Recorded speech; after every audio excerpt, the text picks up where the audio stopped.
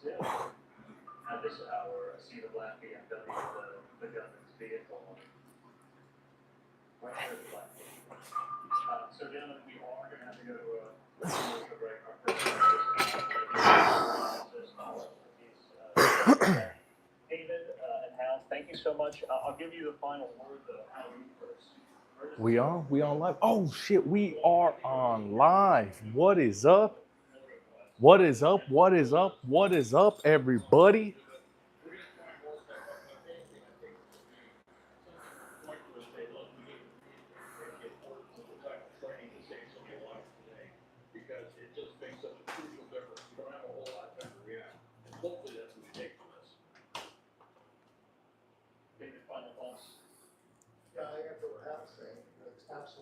Let's see. Hold on. Hold on. Oh, got no battery out of this. But what is up? What is up? What is up, everybody? How you guys doing? Just trying to get set up right now really quick. Trying to get this iPad to get charged up. But what is up, everybody? God damn. Feels good to be back here in the Man Cave Garage. Hell yeah, it does.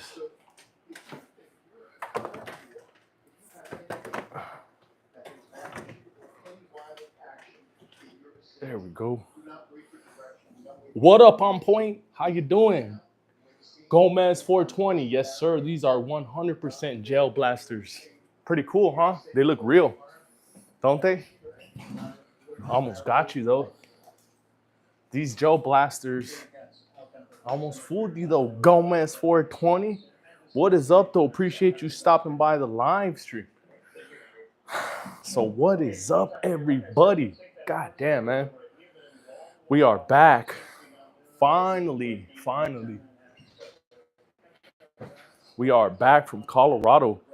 So we had a bomb-ass vacation. We are so happy to be back. Fuck yeah, man. Oh, shit. So what is up, you guys? How you guys doing? On Point 2A. Appreciate you stopping by. Oh, let me get this. Oh, bank only. BBL stink. Yes, they do. Yes, they do. Yes, they do. Oh, that's not this one. That's the wrong one. I'm looking at the wrong live chat. What state you in? Texas. We are in Texas now. We were just in Colorado the other day. We were on our little trip on Point 2A. That shit was good. It was a great trip. Glad to be back here and back on the grind. Back here I'm happy to be back here with you guys. So what is up? Fuck yeah. So yeah, we back home in the great state of Texas. Just here chilling out in the fucking man cave, man. How you guys doing tonight? How you guys doing on this beautiful fucking Monday? So where's everybody else tuning in from? Where you guys from? What you guys think of these gel blasters right here? These are all airsoft gel blasters. Well, let's see. Let's see if we can get any new gun owners in here tonight. California. Oh shit! Shout out to all my Californians. On Point 2A is also from Cali. That's another California boy right there. Me myself, I'm from Cali too. I'm from the San Fernando Valley, 818. But we out here in Texas now, in the great state of Texas. Been out here since 2018, and god damn, I fucking love it. I love it. So who else we got? We got Ohio. Oh no, that don't say Ohio. My bad. That said, oh yeah, it does. Dumbass. Ohio. Shout out to all my Ohio people in the building. Do me a favor, if you guys can hit that like button for me. If you guys hit that like button, it'll bring more people who have similar interests just like you guys. So if you guys can do that, it'll bring more people into the live stream so we can sit around here and talk our shit. Gang, Glock 18. Oh no, it says, damn, why am I? My fault, 818. Yep, that is what's up. Defiant L, 818 in the building. Still got my 818 area code on my phone. Probably always gonna keep it because That's where my heart is. That is where the heart is. Yes, they are the GOAT for suppressor laws. Yes, they are. And I can't wait till January 1st comes around where we don't have to pay that NFA tax anymore. That's going to be really, really good. Just going to go out there and do our regular simple paperwork. And we're going to save ourselves some money, time and money. So, hell yeah, I really look forward to that. I'm going to get me a can for that little one right there.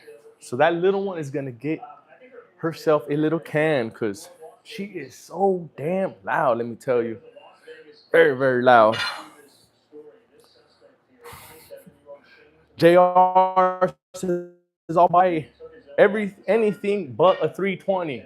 Yep, I know. I don't think the 320s are, I don't think they're safe right now. It's very unfortunate too because there are so many people out there who own the 320 and SIG ain't doing nothing to help that situation. So very unfortunate. For all my people who own the 320, just be very, very careful. Try not to keep one in the chamber if you're gonna keep carrying it, because there's been a lot of stories lately about that 320 going off and hurting people. So it'd be very unfortunate if any of you guys happen to get hurt because of that thing. So don't be like those Canadian doctors, because everybody knows the Canadian doctors are right now recommending Sig Sauer as a quick medicine by the Auslander Rouse. Sig Sauer stands for self-inflicted gunshot. Probably so. But those 365s right there, top notch. Now, I know there's a little bit of a controversy going on. Tactical advisor, that dude put out a video the other day about 365 being a little shake awake. So that's going to be very, very interesting.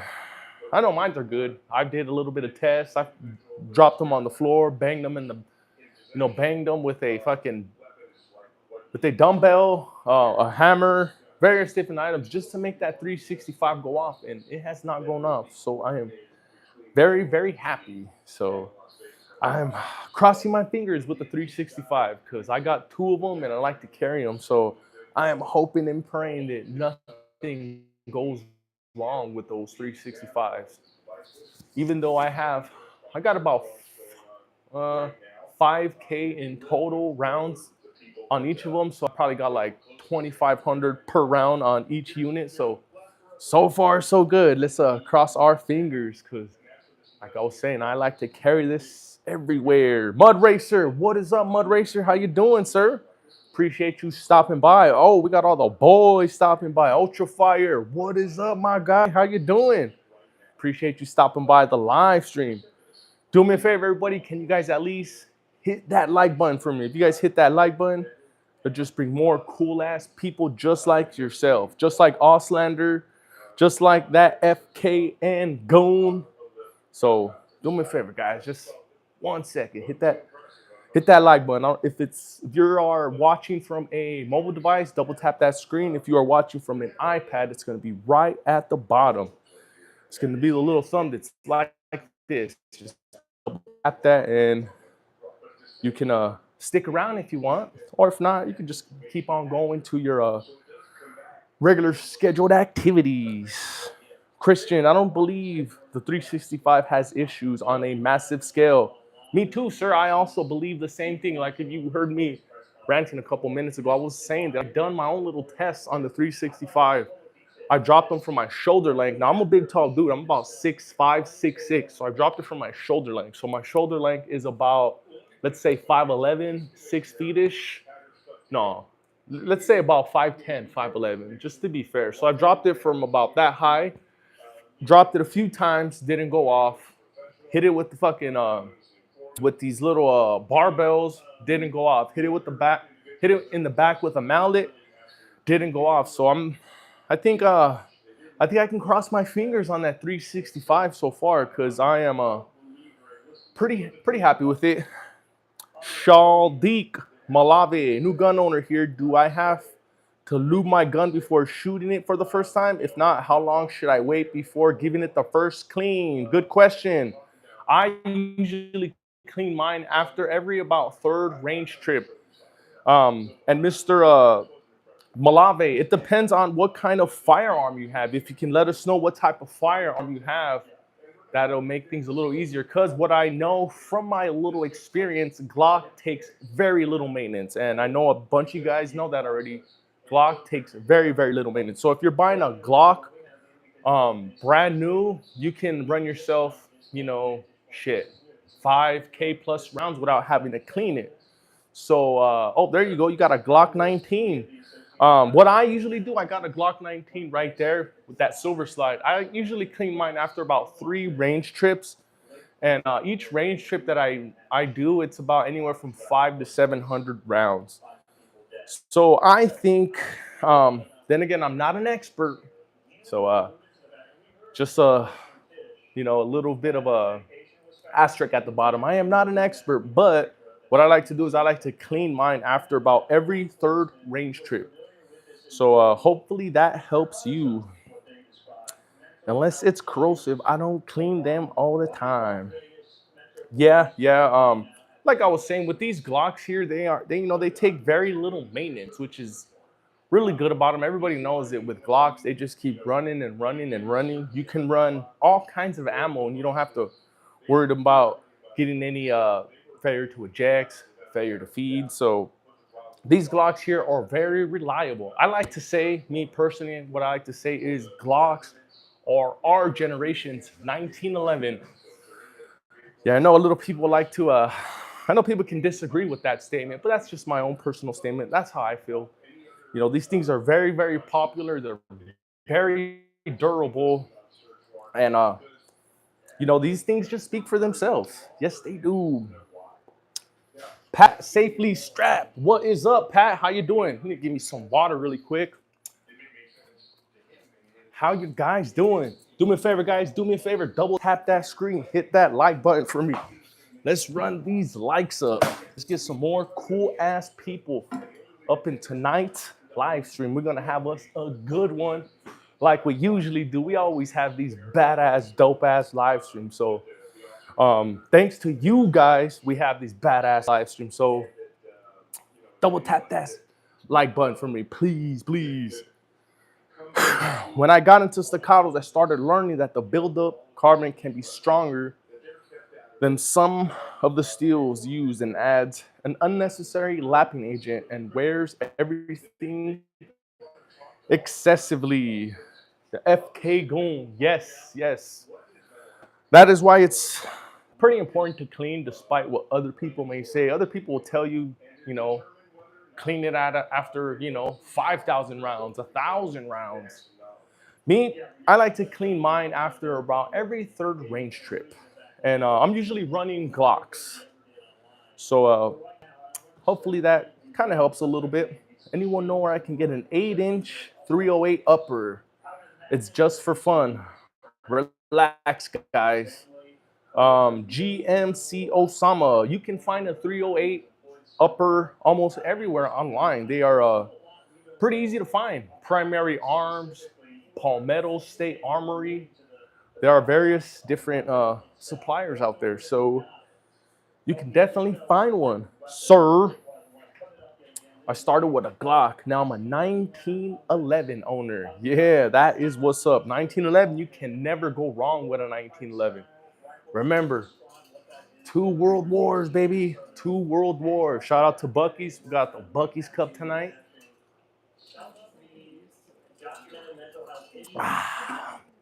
Got us a nice cold water. ¿Cuánto cuestan la pistola? ¿Cuáles, Elvin? ¿Cuáles pistolas? Porque aquí son pistolas diferentes. Aquí son de arriba, esos son puros 9s. Y aquí de abajo son AR-15s. The bottom ones are AR-15s. The top ones are 9mm. I only know a little bit of Spanish, so don't kill me. Don't kill me. What's Buc-ee's? Oh, good question. Buc-ee's is the best gas station on earth. Let me tell you, they have everything. Yes, they do. They got food. They got gas, they got showers, they got souvenirs, they got it all. Yes, they do. Las nueve, the nines. Depende, pero cada, cada nueve que yo tengo costaban como 5 a 700. Algo así, más o menos. So, for those of you who don't know Spanish, I said that I've spent around 5 to 7 per 9. And that was about the average cost of these here. Oh, shit. I need to, but yeah, man, I am just so happy to freaking be back. Yes, I am. We had ourselves a long ass trip yesterday. Took me 14 hours to get all the way here. 14 hours. Is that an Icarus frame I can see? Yes, it is, sir. That one there in the middle is definitely a Icarus frame. And that is the Icarus macro frame, Mr. Adrian Cavazos. And the slide is a 365 XL slide, and I got it ported. And Slideworks Engineering did the ports on that thing, and let me tell you, it is a game changer. Yes, it is, because ever since I got them ports and the frame put on it, no recoil at all. So whenever I take that thing out, it's like I am shooting almost like a 380 or a 22, something in that range. So that Icarus frame and the ports make a big, big difference. Do you like Smith & Wesson for a 10 millimeter? Anything in 10 millimeter is a cannon, sir. So anything that you get in 10 mil is going to do the job. Yes, it will. Don't Call Me Radio. What is up, my boy, my fellow Texan in the house? Yeah, shout out to all my Texans. Much love to all you guys. I fucking love Texas. Yes, I do.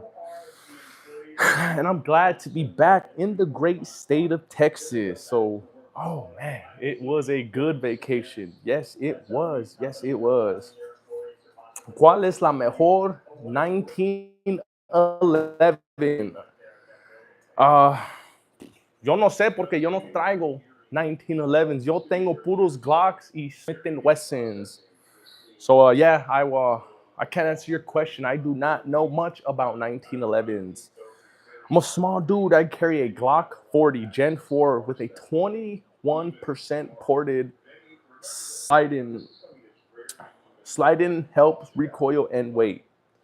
Yes, that's why I got mine's ported, because they really reduce recoil. Like on that Glock 19, I got vertical ports on it, and ever since I got the vertical ports on it, it's reduced recoil by like about 30, maybe 40%. So it really does make a difference. Really, really does. I would say you can really feel it more on the smaller firearms, like on the Glock 43X or the 365X is where you're gonna feel more of the advantage of porting coming into play. You'll feel it, but you're not gonna really notice it like on a longer size, like a 19 or even a 17. It just helps when it's a little bit smaller. It helps take away that little crazy ass snap when you're shooting. You guys know what I'm talking about. Oh, KC, tomorrow, sir. Tomorrow. I was gonna go try to get it today, but goddamn, I was so busy. But yeah, tomorrow, you'll see it right there at the bottom. That's where we're gonna have the 590 Shockwave. I am so excited. It's gonna be my first shotty. Maybe not the last, but definitely gonna be the first. And very, very happy. So as soon as I get my hands on that thing, I'm gonna run, go get me some shells, and throw it in the car and just make some quick little videos. So I really, really look forward to that. Hell yeah, I do. And thanks to you guys, man. You guys all kind of convinced me to get one. And the next thing I will be getting, Beardy, was I was just gonna mention that revolver. So I saw one today at the shop, and passed by another shop today, because you know me, I'm always, every time I see a pawn shop, I gotta go inside, and I saw one today. Fortunately, it was a 38. I'm trying to get me a 357, because you can also shoot 38 shells. You can't do it with a 38. You can't shoot 357 shells. So I'm trying to find a 357, but I'm kind of capping myself, trying to stick to three big ones. Three big ones. So yeah, I'm gonna be continuing to search, and I will find myself, Mr. Beardy. I will find me a revolver, and it's not gonna be an older one. It's gonna be like a little new style. I like the new ones. On point, yeah, I know, man. I am so excited. This is my first shotty. So I am so excited. I look forward to going out to the range and shooting that thing too. I'm gonna shoot it with my I'm gonna film with my Meta glasses. It's gonna be a pretty cool ass video, I think. So oh my God, man. I'm sure you can tell by the big ass, goofy ass smile on my face, but I'm fucking happy. Let me tell you, I am so happy. Are you muted? I don't know. Can you hear me? Can you hear me? Can you hear me? Hey, can you guys hear me? Because maybe this guy, Tony Smalls, is throwing me off, but I don't know. Maybe he's just BSing, but I'm going to keep on talking. Yes, I am. Because you know me, man, I can just keep on talking and keep on talking. I'm like that Energizer Bunny. I can keep going and going and going and going and going and going. So, yeah. Oh, shit. It says we got 75 of you badass people in here. Do me a favor. You guys can just hit that like button for me. It'll bring a lot more cool-ass people in just like yourself so we can sit here and shoot the shit and talk about our pistolas, talk about guns. So, yeah, do me that favor if you guys want to just stick around the live stream, then hell yeah, man, just type down in the chat what's your favorite gun or what is your current EDC for that matter? Because we like to talk about guns around here if you don't already know. So yeah, I'm back to the shotty. So, oh my God, I am so fucking happy to bring that Shockwave home.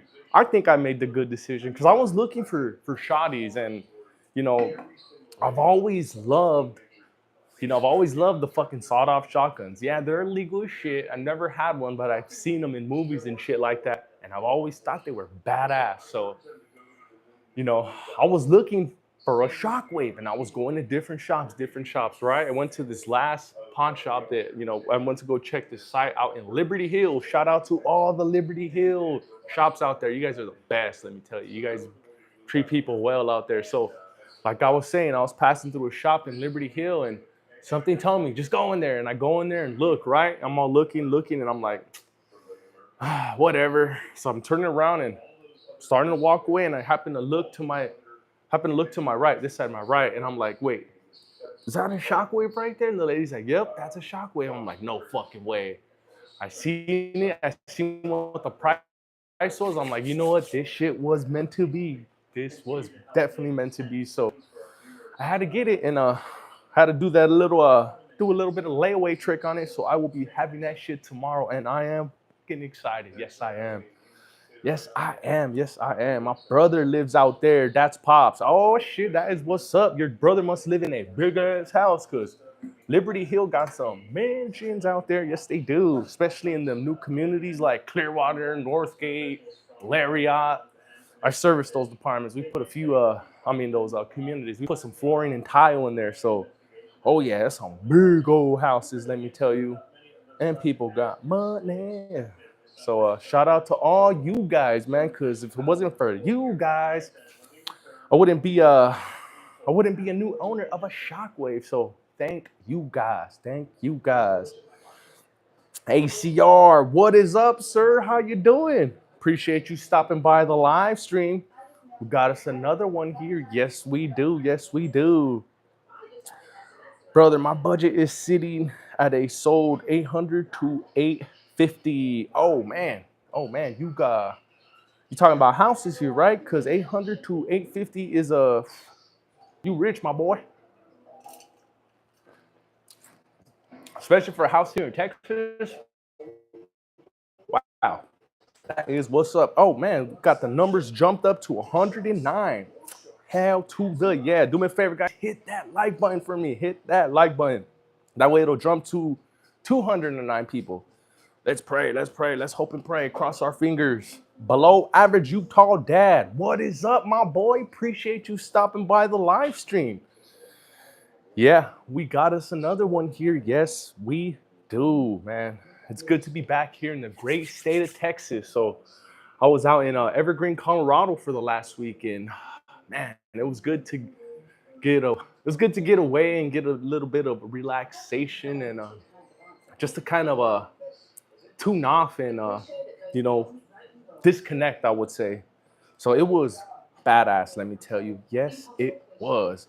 But I am so glad and happy to be back with you guys. Yes, I am. I'm glad to be back here in the man cave garage, just shooting the shit and hanging out with you guys, man. You guys always make this shit fun, let me tell you. Every single time. You guys never let me down. Never, never, never. So hell yeah, appreciate all you fucking badass people, man.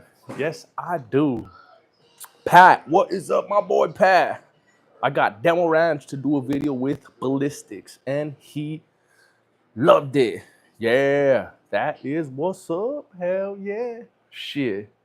Oh man, that'd be dope to do something like that. I love to go and shoot out on a big freaking range because I'm kind of limited out here. Every time I go to one of these ranges, it's like only like 100 yards or 150 the most. So I love to get into a big ass range like that. That would be sick, let me tell you.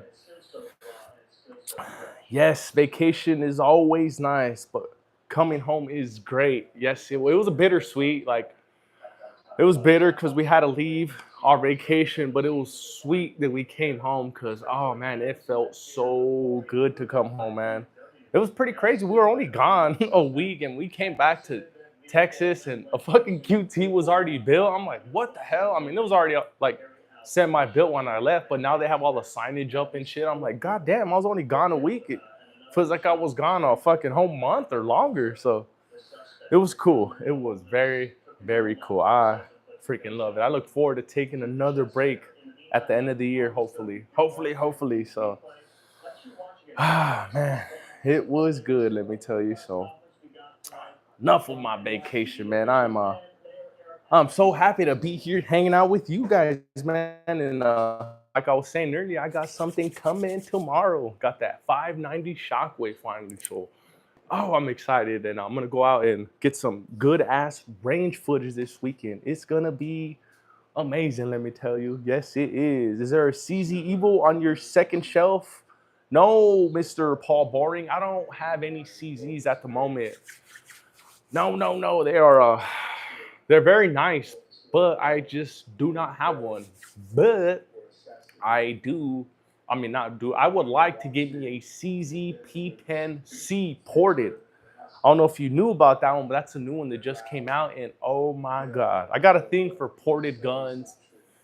I don't know what it is, but I love them. I love them. So the moment I seen that CZ came out with that, I knew that was going to be my first CZ. So I will definitely have a CZ.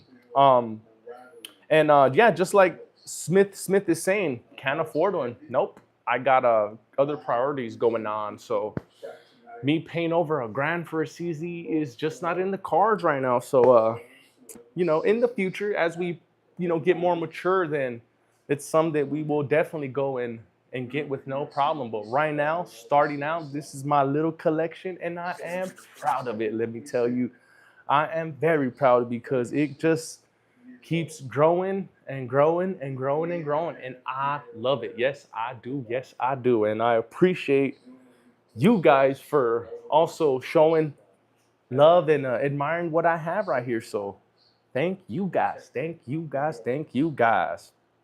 Who pays $1,000 for guns you can build? Smith and Smith. I don't know, buddy. I don't know. I'm just telling you the prices that I see CZ Shadow 2s for. So I don't know. I just got a Staccato P for a couple weeks and sent it to get ported. Oh shit, who did you send it to get ported? On Point? Damn, you got a Staccato. That is fucking sweet, man. Hell yeah. I would love to get me a Staccato. Oh my God, man. Every time I see how them shoot, I am just so jealous. Yes, I am. And it's okay because that's just motivation. It's just motivation for me to get up on my ass and work harder so I can have a staccato so I can show off to you guys. Little Cody, what is up, my boy? How you doing? Yep, I know. I heard about well, not heard. I saw that Mr. Lenny McGill came out with a new frame for the Glock for the 26.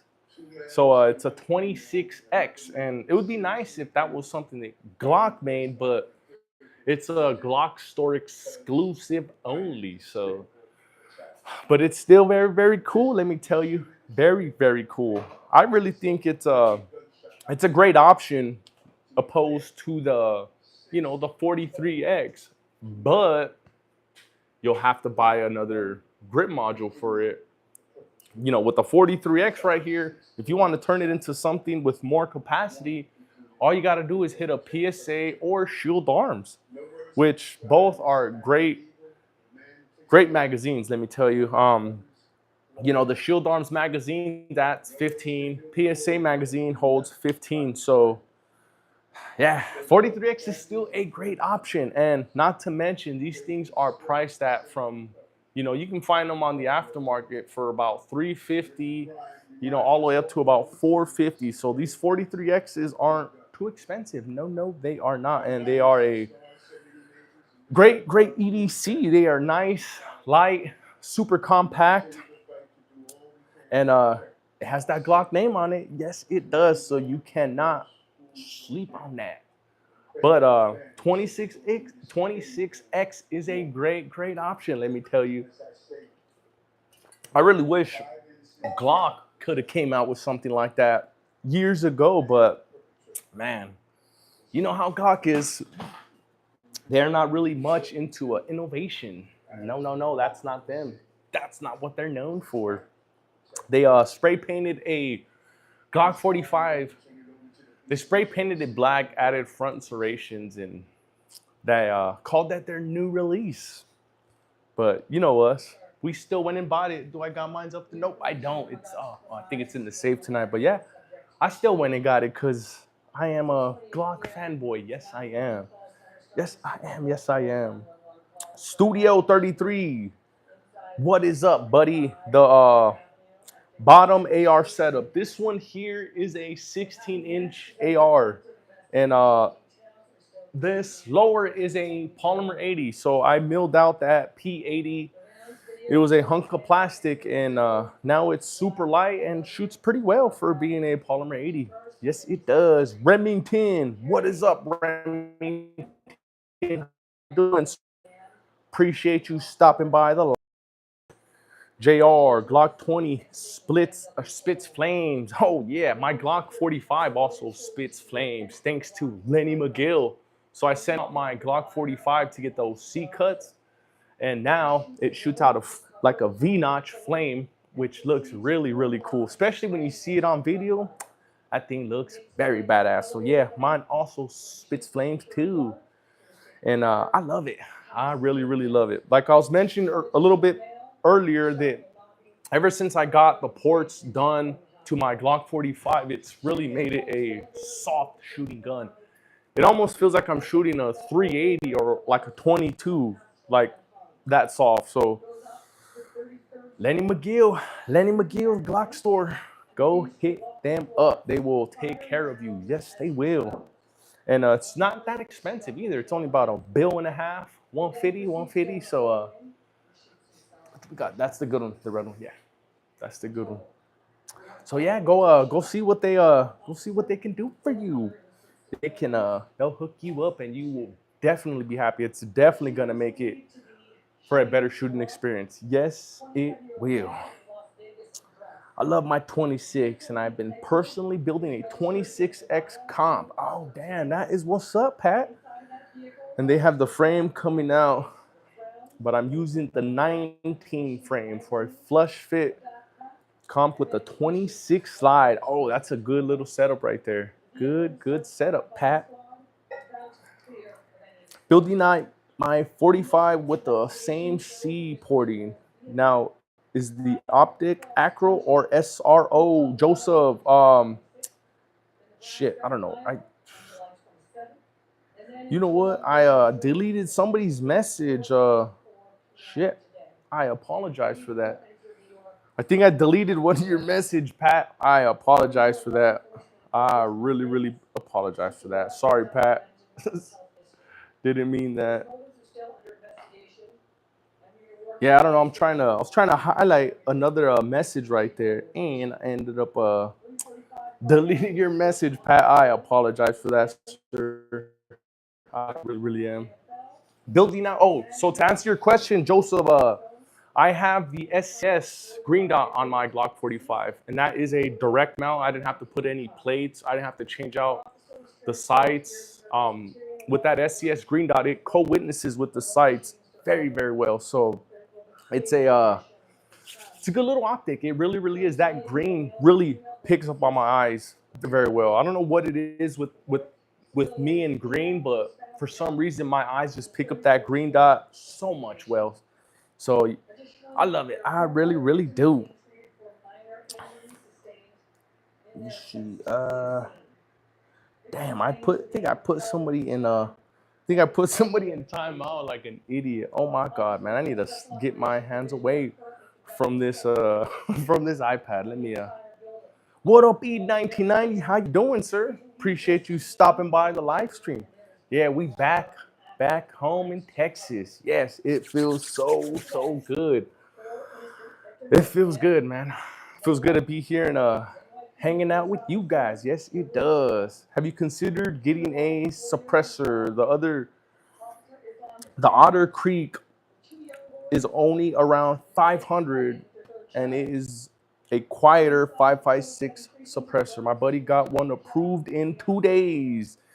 Yes, I definitely gonna be getting me one come January 1st. So I'm gonna wait so I can save myself a little bit of money and put that money towards a suppressor. So definitely something I'm gonna getting.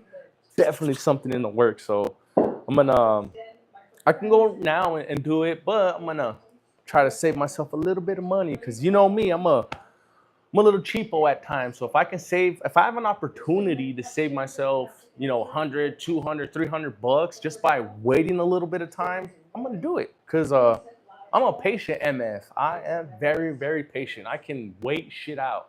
So, yeah, I can definitely, even if I go there and, for whatever reason they're sold out, it's okay. I will wait it out.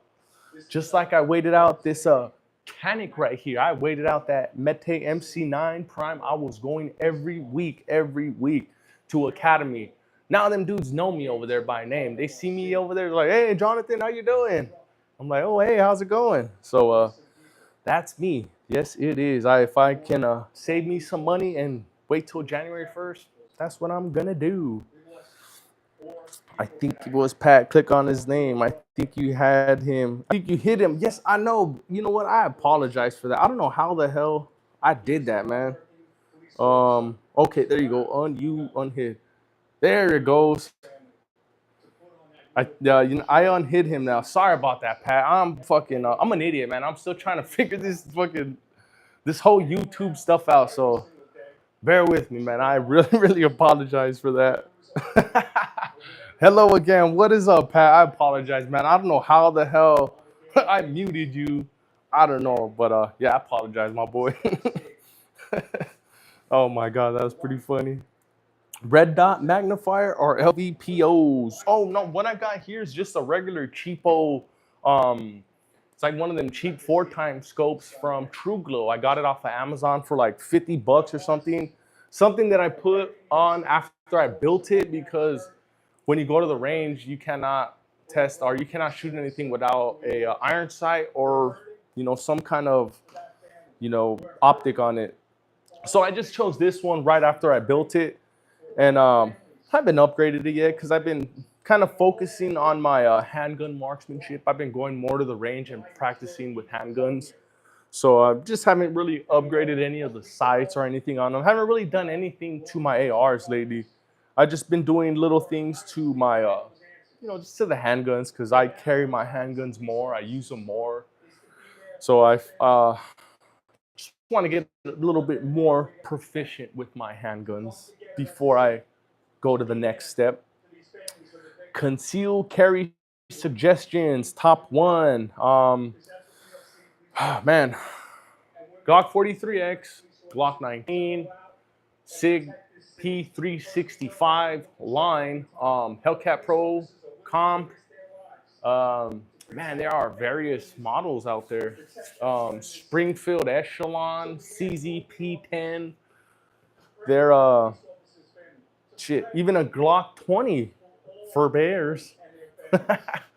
But yeah, there are various different models out there, various different firearms, top tier. So I would say go and wrap your hands around a firearm because it's kind of hard to make a recommendation off of a firearm that will fit my hands.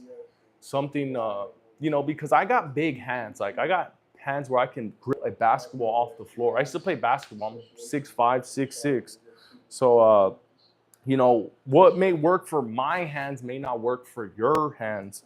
So that's why whenever somebody asks me, like I can name off a few different models or so, but it's just best for you to go and wrap your hands around one. Like, let's just say Glock 26, right? If someone were to recommend me a Glock 26 without me ever knowing about it, I can go and purchase it, but the moment I get home, I'm gonna find out that the Glock 26 the grip stops about right here. So if I were to shoot it, it might end up flying out of my hands because I'm not getting much of a grip out of it. So it's kind of hard to kind of pinpoint one specific firearm.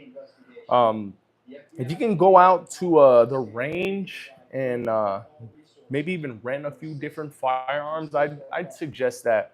Go and get yourself familiar with, go rent yourself out like 3, 4 different ones and just see what's best in your hands. That's what I could recommend because it's like I was saying, it's kind of hard just to recommend one specific model to somebody because we're all different. We all have different size hands. Some of us are tall, some of us are short. So it's kind of hard to just recommend one certain firearm.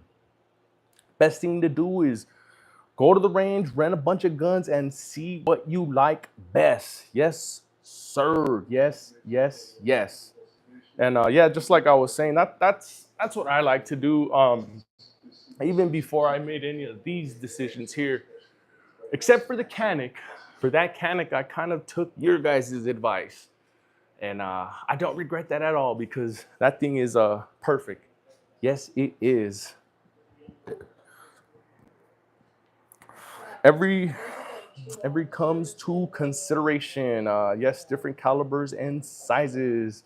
Glock 21 car, Big Bertha. Yes, big old round. You need to run away from that round because that it is very, very scary. Very, very loud too, and not easy on the hands. No, no, no, especially the wrists. If you got limp ass wrists, stay away from that thing. Because if you know, you know. James, oh shit, what does that say? James Smith. Oh man. James Smith, Jennings 380. Yeah, 380 is also a good round. 380 is a good round. Like if this is gonna be your first time shooting, 380 would be a good round because there's not really much recoil. Like, I know people who go out and will buy a 45 because it was recommended to somebody. I know a couple friends who bought in 45s, and the moment they, shoot the 45 and get a few rounds out of it and realize that thing got a little bit of kick to it, they have some can have buyer's remorse. So just get out there to the range and just try to rent a couple. That's gonna be your best bet. Just put the Pierce grip on mag for the 26. I just shot off my RC2 suppressors and it was carbon locked. Thank God it's been a year. Oh shit, carbon locked, huh? God damn. How much do you shoot that thing, Simba? Oh, Simba, what is up, my boy Simba? Appreciate you stopping by. Hell yeah, it's good to see you. A little anti-seize goes a long way, Simba. Do me a favor. It says I got 76 of you cool ass people in here. If you guys can double tap that screen, if you are viewing from a mobile device or if you are viewing from a iPad, it's gonna be right at the bottom. Let's run them likes up. Let's see if we can get to at least 40 tonight. If we can get to 40 likes tonight, then this will be another mission accomplished. Cause I like to set the bar low. If I can get myself at least 40 likes, then I will go to sleep very, very happy. So, and if we don't, then it's all right, man. We will try again. We will try again and again until we get it. But in the meantime, what is up, Big O? How you doing? Good to see you, my fellow Californian. Or I'm a former Californian, but I'm a Californian at heart. But how you doing, Big O? Appreciate you stopping by the live stream. Brandon Larson. All them things about to fall. Yes, sir, Brandon Larson. And let me tell you, if these things were to fall, like if the garage were to go up, it's going to crack me, boom, upside the head. And that will make for a great, great TikTok video. Like, look at this dumbass trying to talk about guns and then him getting hit in the back of the head. Boom. That would be fun. That's the type of shit I'd be laughing at. So, Brandon, if these things were about to fall, then it'll be very, very funny. I would even laugh. So let's kind of hope that happens. Let's hope mommy comes and presses the garage door and that thing just goes up and boom. That way you guys can post this on your TikTok and heck, who knows, maybe even make me famous for that. But nah, just kidding, you know, just fucking around. Dracos are miserable to shoot without a stock or brace. Yeah, I heard the Shockwave 590s are the same, and I will be bringing home mine tomorrow. I am excited. Focus, what is up, Focus? How you doing? Appreciate you stopping by the live stream. Monkey Boy Garage. I got a question about a gun. Yes, sir. What is your question, Mr. Monkey Boy George? Garage, what a dumbass. I do not know how to read, obviously. Monkey Boy Garage. George. Whatever your name is. We're going to just call you Monkey Boy. I have to say, someone seems fried. What do you mean fried? Like high? No, sir. No, no, no. Not on this channel. At least not today. But that's a good one though, Mr. Isaac. Maybe it's is it the energy? Maybe I got a little too much energy going on. Should I be a little bit more calm and quiet like all the other gun tubers? Because I don't think that's a great type of energy. But yeah, no, it's probably the energy why you think I'm fried. But nah, hell no, I am not fried. I am feeling fucking good, man, because I am right here hanging out with you guys. I'm always having fun. Whenever I'm here on live stream, it is always a freaking great one. So I appreciate you guys fucking stopping by, man, because like I said before, you guys always make this a dope ass live stream, man. It's never like a dull moment. It's always fucking fun. So I don't know what it is. I don't know what it is. Isaac says he subbed now. Hell yeah. Appreciate that, my boy. And appreciate all you guys who sub to the channel. And I appreciate all you guys who hit that like button. Because without you guys, I wouldn't be here. Nobody would be watching me and I'd just be talking into the air. So thank you guys for taking your time out of your guys' busy day to come and hang out with me and, you know, chill on the live streams. Thank you guys, man. You guys are the shit. Let me tell you. Looks like a nutter's room, to be honest. A nutter's room. What is that? Like something sexual? A nutter's room. Because, nah, man. I would, if you would have said something else, then I probably would have laughed. But I just don't get that reference. LeBron James. Oh my God, LeBron James. That's a funny ass name. Do you have American flag in your room? No, I do not. because mommy won't allow me. I try to put one in my room, and mommy's like, she pulled me by the hair. She's like, get that shit off of your room. That's not allowed in my house. So to answer your question, no, I do not have a American flag in my room. Weird reference. Yeah, I know. I've never told my wife true price. I will tell her at minimum half of what I usually paid for it. Yeah, I know because you know how the wives get. The wives will really get up on your ass. Let me borrow the AR, fam. I'll get it back.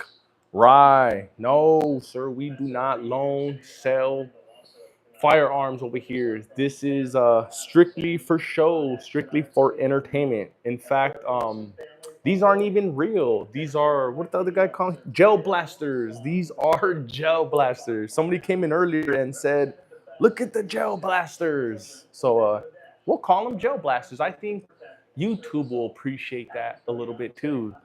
And maybe they'll push out my content a little bit more if we call them gel blasters. So no, no, no, we cannot lend you, Mr. Rye. Unfortunately, that's not how we roll. Selfish. No, you can't just lend your firearms. We don't know what you up to, sir. Sometimes buying a gun is better than a date or dinner.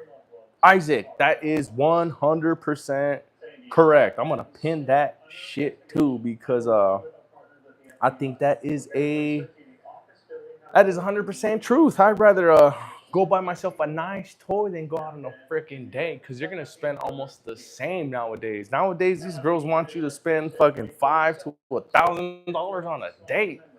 You can get yourself a nice glizzy Glock for 500. So yeah, me too. Me too. Buy a boat. Yeah, I'm not too much a boating guy, so I'd rather spend my money on guns. That's just me.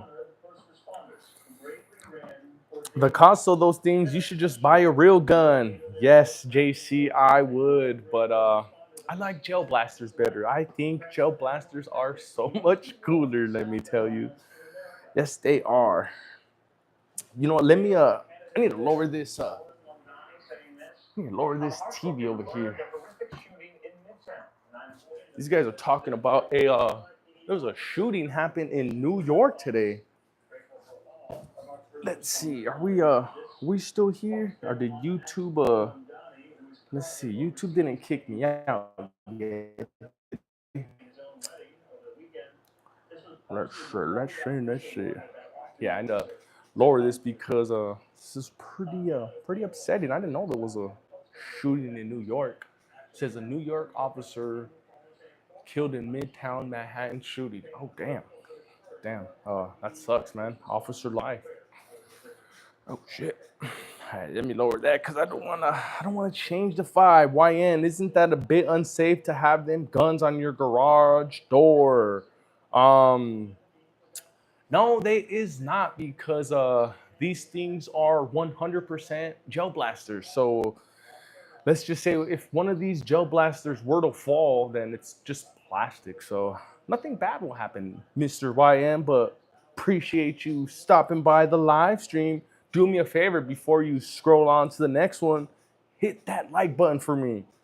It's very important. That way we can get more cool ass people into the live stream just like yourselves. Cause I know you're a cool ass dude.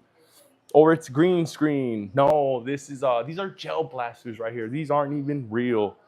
Um, if I have real guns in the house, my mommy will get upset. She will get mad and probably pull me by the ear. Look sharp reminds me I need a haircut. Shit, I need a haircut too, man. My sideburns are already growing out. Yes, they are. I really need another one. Last time I got my haircut was before our vacation, so it's been about a week. It's been about a week. What's your name, sir? It is Jonathan. That is my name, but you can call me EDC, Everyday Carry, because that's what everybody else calls me. Everybody else calls me EDC. Blue and Black and blue flag triggered me. There is a black and blue flag. Okay, well if that triggers you, then you got problems, sir, because the police are here to help you. The police are not your enemies. The police are going to protect your mommy and your grandma when you're not around to protect them. So that should not trigger you. No, no, no. Um, yeah, let's change the subject because that was a pretty interesting one right there. It's either one, Blue Haze, either one. And in the meantime, while I have you guys in here right now, who is new to firearms? Like to know, where are my new firearm owners at? Let's talk about these pistolas. Let's talk about these guns. I did paintball. That's cool. Yusef, sir, how to hold a pen. Oh, I do not know what you are saying. Can anyone from Texas open carry in Colorado? Jeff Elliott. It all depends. If you have your license to carry, you would have to check your local city laws.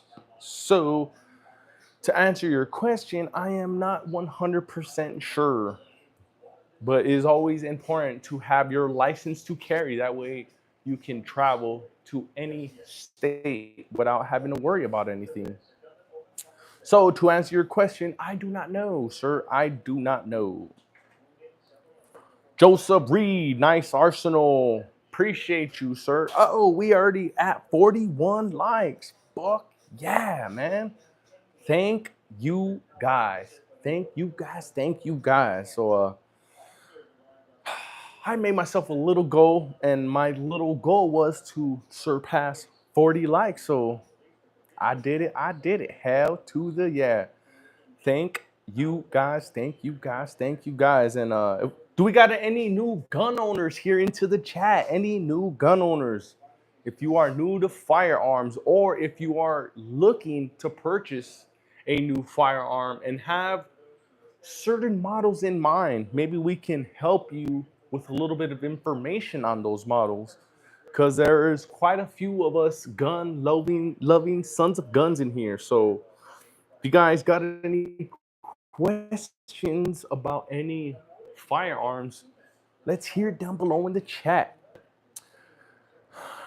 Got a better M9A1 Cali Guns 5.56? No, these are just my El Cheapo AR builds. These are just regular plain Jane AR builds, Mr. Cali Guns 5.56. Nothing fancy, nothing special.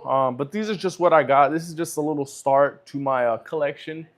So as I grow, as I get more mature, I will have more and more. So maybe eventually you might end up seeing a SKS here. Yes, sir. You may end up seeing one here. I've shot one before and they are badass. I love them. I love them. I love them.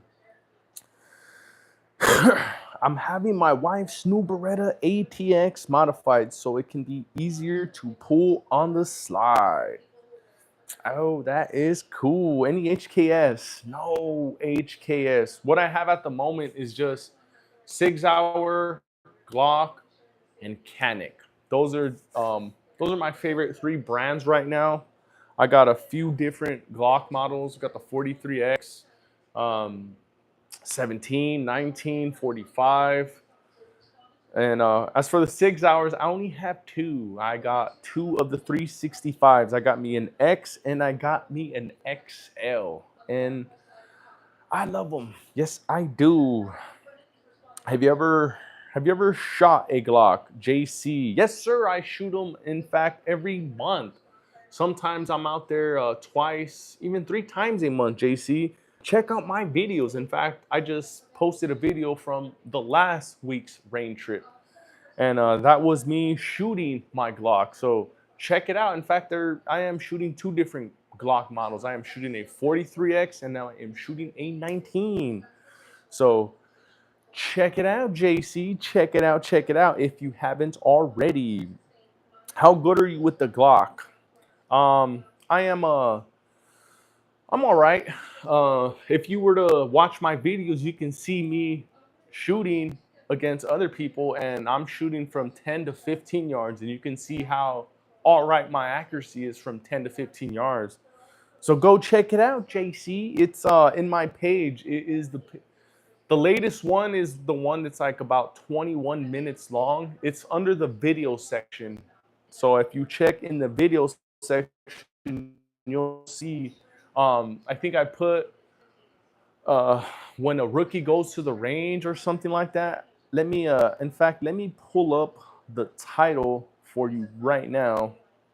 Um, that way I can give you the correct name of it. Okay, so it's the title of it is "What Happens When a Newbie Goes to the Range," and that is a 21-minute video. So yeah, if you guys have any time, check it out. That is me, a newbie who is going to the range, and I think I did all right. I think I did all right compared to all the other people who shoot. So check it out. Check it out. Bayern Munich fan. Munich. Yeah. I personally recommend an assault rifle, a Heckler and Koch G36C. I don't know if you can buy them legally in the United States. All right, all right. I've never shot one. Just revolvers. JC. Oh shit. Okay. Which revolvers have you shot? Let us know. Type it down below in the chat. Do you build your ARs or you bought them? Blue Haze 745. I built all of these that you see right here. This one here is a polymer 80 lower. So I had to make that function, if you know what I mean. And those are regular Anderson lowers. And I got 4 different ones. I have a 16, I got a 10, got a 7.5, which is in the safe, and I have a 5-inch, which you see right there.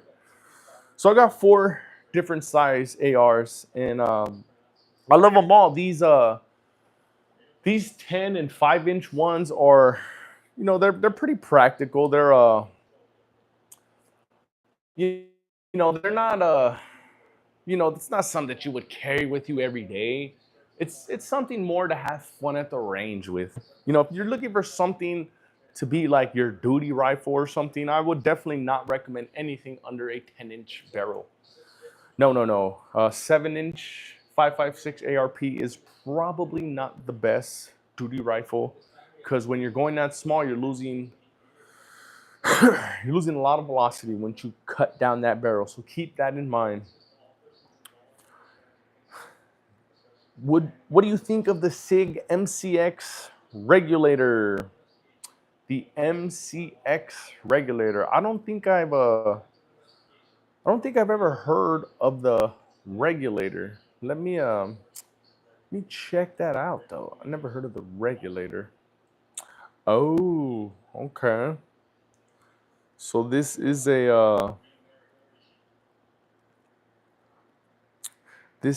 chambered in. Oh, okay. It's available in 5.56 or 7.62 by 39. Timothy, what is up, Timothy? How you doing? Yeah, I know. Good to see you, sir. Good to see you.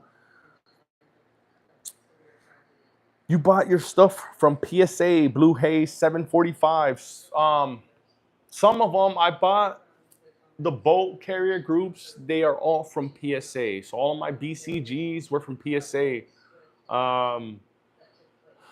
I've got, and also the triggers and the lower parts kit, they were all from PSA. The barrels were from Primary Arms. And I'm looking at their stickers right now. So I got all the barrels from Primary Arms. Except for this one. This barrel I got from Midway USA. I know you guys know who Midway USA is because they are actually very, very popular. So barrel from Midway USA. The rest is from Primary Arms. Anybody out there own a Diamondback DB9? No, I do not. Got a buddy who does, and he has a lot of fun with his DB9. And I haven't heard nothing negative on that Diamondback DB9. So that'd be a good choice for a firearm. Primary arms make some good optics too. Yes, they do. In fact, I have one of them. It is on the Canon MC9 Prime. So that is the primary arms ACSS Vulcan, and that dot is badass. That is the best dot I have on my micro compacts. I love the fact that it has that 32 dot MOA circle around it. So what that ACSS does is that if your aim is not straight, you're gonna see that circle.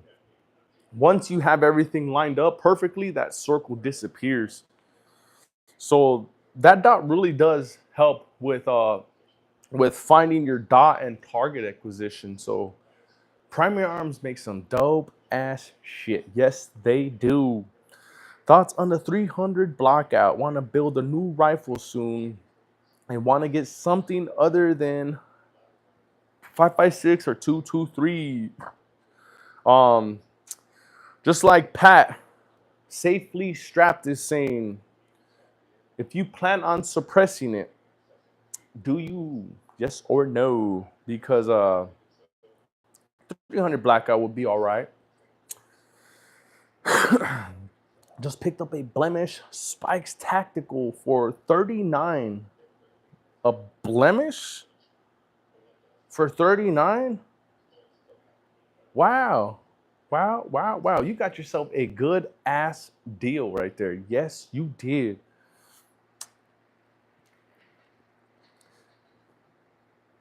Desert Tactical. What is up, Desert Tactical? Appreciate you stopping by the live stream. How you doing, sir? Base by the pound. What guns are on the garage door? We got 3 different ones on the door here, and these are AR builds. One of them is a 16-inch AR build. The other one on top is a 10-inch AR, and this one that's a little smaller, that's a 5-inch ARP. They are all builds, each and every one of them, and they run pretty well. They are my little range toys. Dynamite 701. Yo, I'm back. Remember me? Yeah, you're the boogeyman, sir. You're the one that I see in my dreams, the one that I can't sleep at night. Yeah, I remember you. Get away from me, please. You're scaring me. Just kidding. How you doing, sir? Appreciate you stopping by the live stream. Yo, I got a 43X. What should I get next? Yo, damn. Man, there are a lot of great options. You can go Ramjet Radian, or you can send that shit off to the Glock store and get a badass C-cut. So, Mr. Damn, you got a lot of great options. And so for the 43X, you got the standard 10-round magazine. Shield Arms makes badass 15-round mags. And also, Palmetto State Armory, PSA, also makes 15-round mags. So go get you some 15-round magazines, yo. And also look into the Radian Ramjet. And if feel like that's a little too costly, because that's how I feel, $400, that's how much I paid for my Glock 43X. I paid $400 for it. So yeah, I don't know, man. Now there's more options like Glock Store. Glock Store is doing that C-cut. Go check out that video from Glock Store. That C-cut really makes a difference. In fact, I got a C-cut on my Glock 45 over there, and that thing shoots like a 380/22. It is so smooth. So go check it out, man. Especially on a small little 43X like that. That's where you're really gonna get the benefits of porting or a comp, is on something small like that. So go get you one of those, buddy. Do you like the Canik TP9 SFX? They need poppy. Yes, I've held that in my hands. I felt like that was a great balance. But what I had settled for was the Canik Mete MC9 Prime. I settled for that one because that one is a lot smaller. I can easily conceal and carry that one. So I think that's a great one, the TP9 SFX. And I believe that's the same trigger. So that Canik Mete MC9 Prime has the exact same trigger. Right, I got the 43X because it was cheap to be taken if I use it. Yes, yes, yes, exactly. That's another reason why I got me the 43X because it's very inexpensive, and God forbid we were to have to use it in a situation. If it goes away, then you're just taking a small little loss. So that's another reason, another good reason to carry the 43X. Scotty, what is up, Scotty? What brand of 300 blackout should I go with on a budget? Shit. I don't know because I'm not really too familiar with 300 blackouts. I've never built a 300 blackout. The ones that I built were all chambered in 5.56 or 2.23 wild. So I cannot not sit here and bullshit you, Scotty, and nor will I. So I can't help you, but I know one of the bros down below in the chats can help you because we got some pretty smart ass dudes in here. Yes, we do a lot. Dudes that are a lot freaking smarter than me. So I know that I know we're gonna be able to get your question answered very, very soon. There we go, right there. See, Desert Tactical. Smart ass dude. Hey, you guys need to go check out Desert Tactical as well. He's also another fellow content creator. So go give him a like, give him a follow. He's been putting up these badass videos from him in his competition lately. So you guys need to check that out or you guys are missing out. PSA 300 blackout.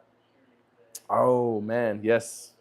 PSA, yep, you cannot sleep on Palmetto State Armory. They like I was saying before, they have some really good products. Like, I get all my boat carrier groups from Palmetto State Armory, and I've never had an issue with any of them.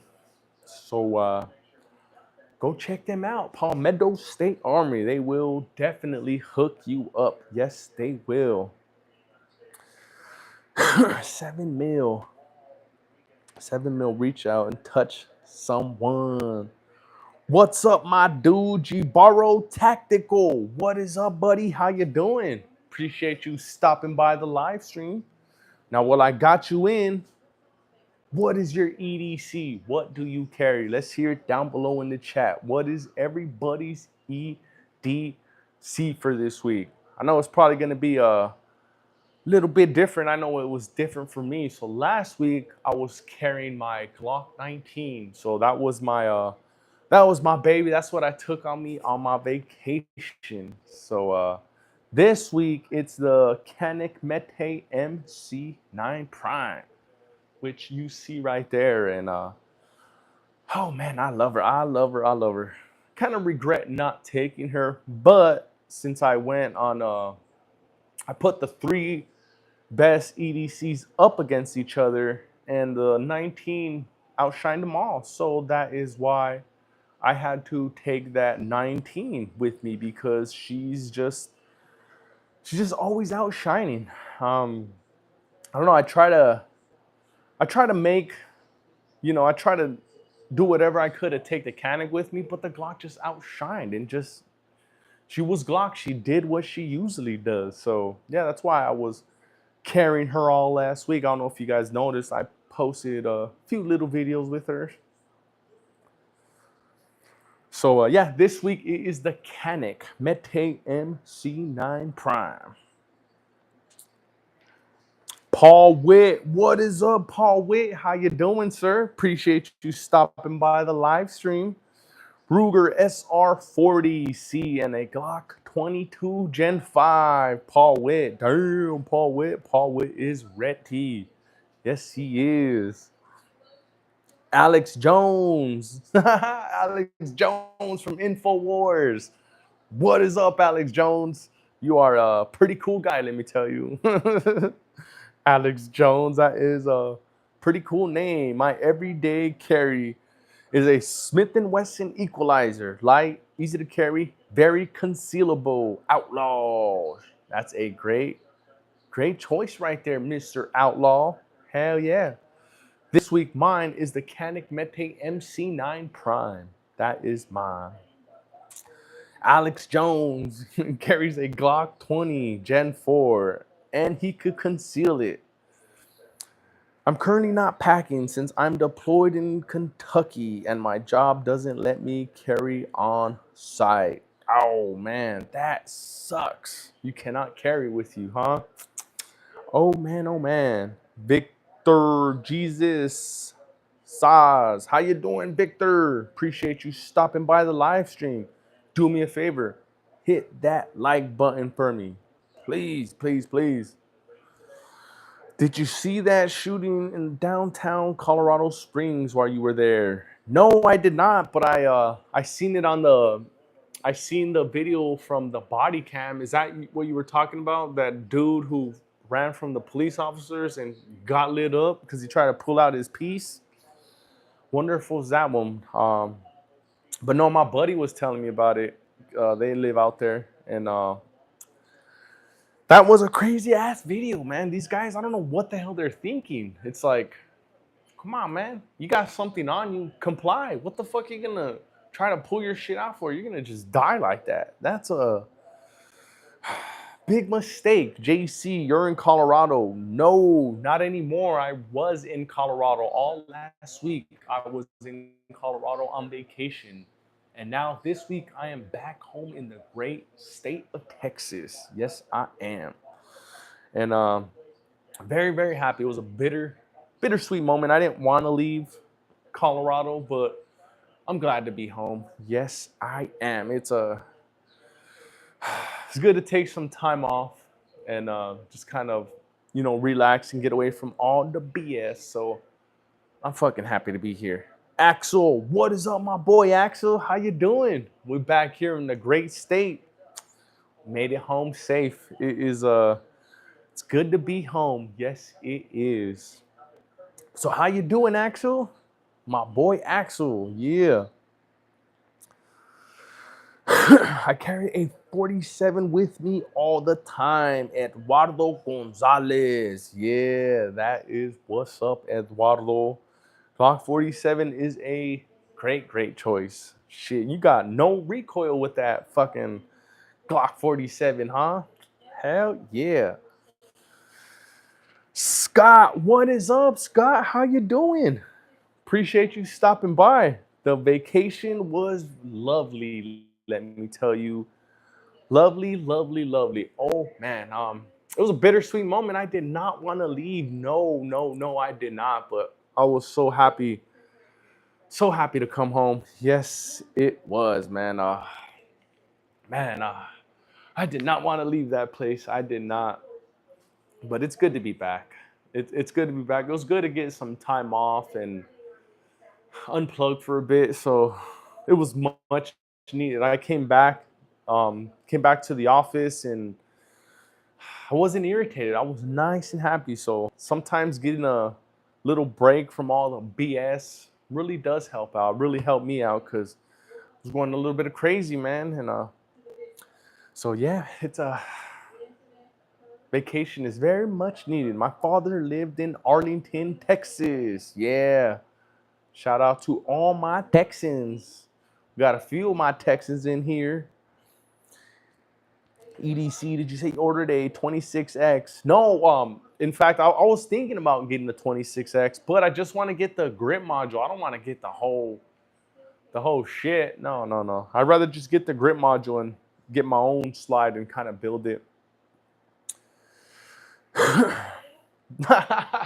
Oh, that's exactly what I was telling my wife, man. That's exactly what I was telling her before we left or when we were leaving. I'm like, man, I wish we can take this weather and bring it back to Texas because god damn, man, my undershirt kind of has a little bit of a sweat smell to it because it's just so fucking hot here in Texas. All this damn humidity. I didn't have to deal with none of that in Colorado. It was so fresh, so cold over there. Oh my God.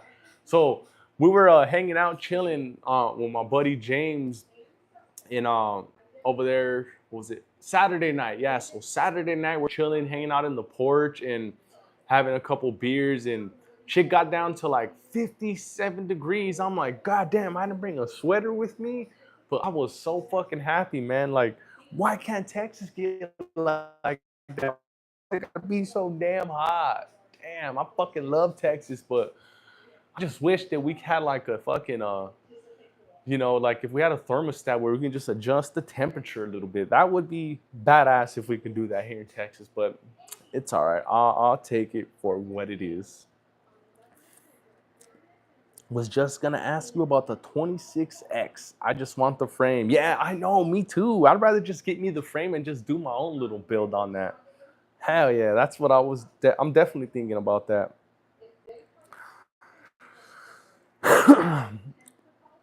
Question: have you ever bought anything from Texas Gun Trader? Yes, I have, Scott. Um, I've gotten a bunch of parts off of them, and I've done a few trades before, but I've never got anything serialized off of them. Just because I was a little weary, because you never know. Like, I don't know, you can end up buying something brand new, and that shit could be stolen or whatever. So I've gotten parts from other dudes, but I've just been a little wary on getting anything with the serial number on it. So that's why I've always just went and did my 4473, just because you never know. So I mean, that's just how I feel about that. Because there's a lot of sketchy ass mofos out there. You could be thinking that you're getting a brand new piece. It may look brand new, but that shit could be reported stolen somehow, some way, and you could get caught up for that. And no, sorry, it's not worth it. So yeah, that's why I want to get parts off of a TGT. I can't wait to get the fuck out of Kentucky. It's 100-degree weather every day. You don't like buying private sale? No. I didn't say that. I just said that I'm a little worried, maybe because I'm just a little bit paranoid, I would say, because yeah, I don't know. I've heard a lot of stories, man. I've heard stories where dudes bought off there, then they bought something off there, and then come to find out down the line that that shit's reported stolen. So that's why I've, just kind of been a little bit, you know, wary of that, I would say.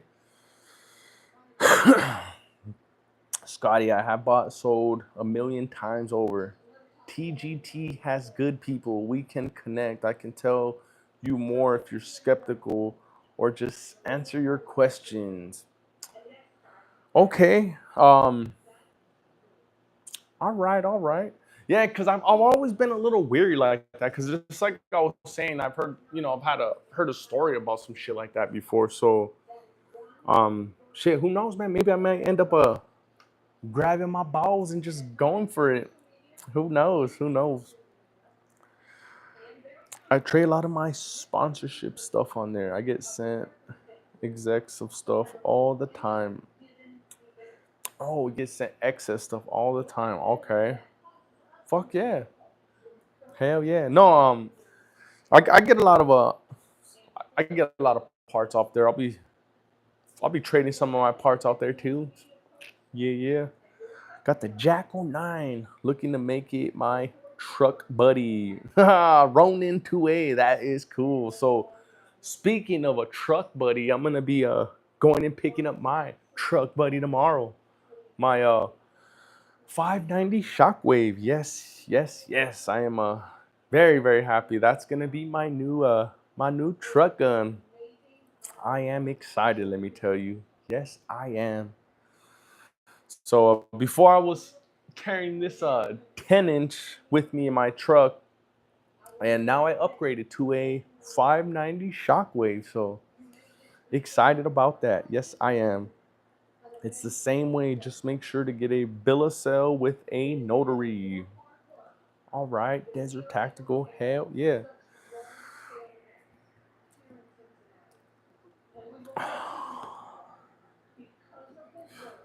I have the same Tile Products shirt you are wearing. Nobody. Oh, are you a Mapei distributor? Are you a Mapei distributor? Maybe you can sponsor me because we sell a ton of your products at our warehouse in Texas. Yes, we do. And in fact, I know the Mapei rep for out here in Austin, Texas. His name is Jesus. He's a really cool guy. Yes, he is. Is that the primary arm Cyclops on the tendon? No, this is the regular what is it that Romeo 5 or something like that. It's just that regular SIG dot that's on there. Which is pretty cool. Which is pretty cool because it's held zero. I've had it for about 3 years, and the battery's still good. It holds zero, so I know people be talking shit about that SIG Romeo dot, but mine works pretty good. Yes, it does. Macau, dude, I was waiting for your link, and I think maybe YouTube deleted it because I remember you were saying that that you were gonna post it under the picture I posted when I was in Evergreen, but I went back over there. It couldn't. It wasn't showing up. So might need you to email me that link, sir. If you in my profile, or you know what? Let me type my IG right here. Every day. So this is my Instagram. Send me that link on Insta, cause I know YouTube be playing them games.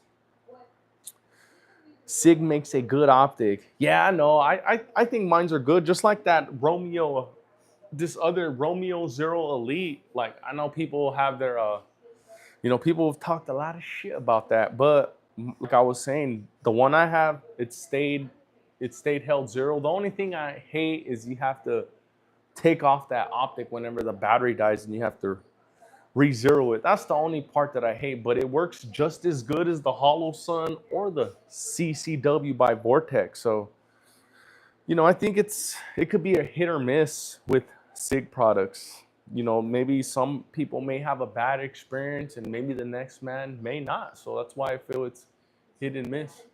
Papa, you going to sleep already? Uh huh.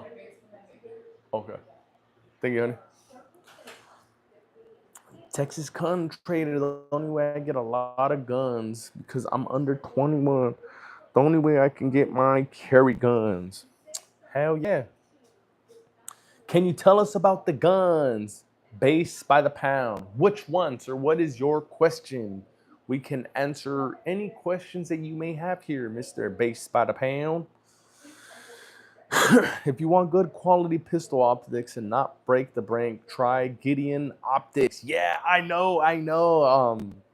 In fact, I was trying to get it in that man's ear. I was trying to get in that man's ear. I seen him on a live not too long ago. Um, I think it was with with the shooting gallery is when I seen that live, and was trying to get him to trying to get him to hook me up with one. But yeah, I've also heard Gideon Optics and the Sealy also. Sealy and Gideon are both great brands of optics that you don't have to break the bank. Man, you please tell us what you have. Base by the pound. Okay.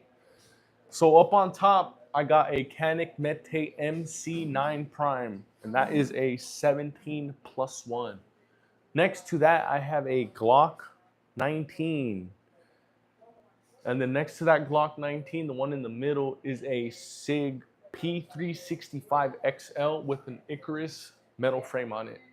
The one next to that is a Glock 43X. And the one with the brown frame, the last one, is a P365X with a Wilson combat grip on it. So that takes your regular 12 round X to a 17 round macro size. And underneath those, I have 3 different rifles. I have a 16-inch build in it's a polymer 80 build. So now that lower is polymer 80. It's all plastic. It's really light. And then we have a 10-inch AR build and a 5-inch AR build. So we have 3 different sizes right there.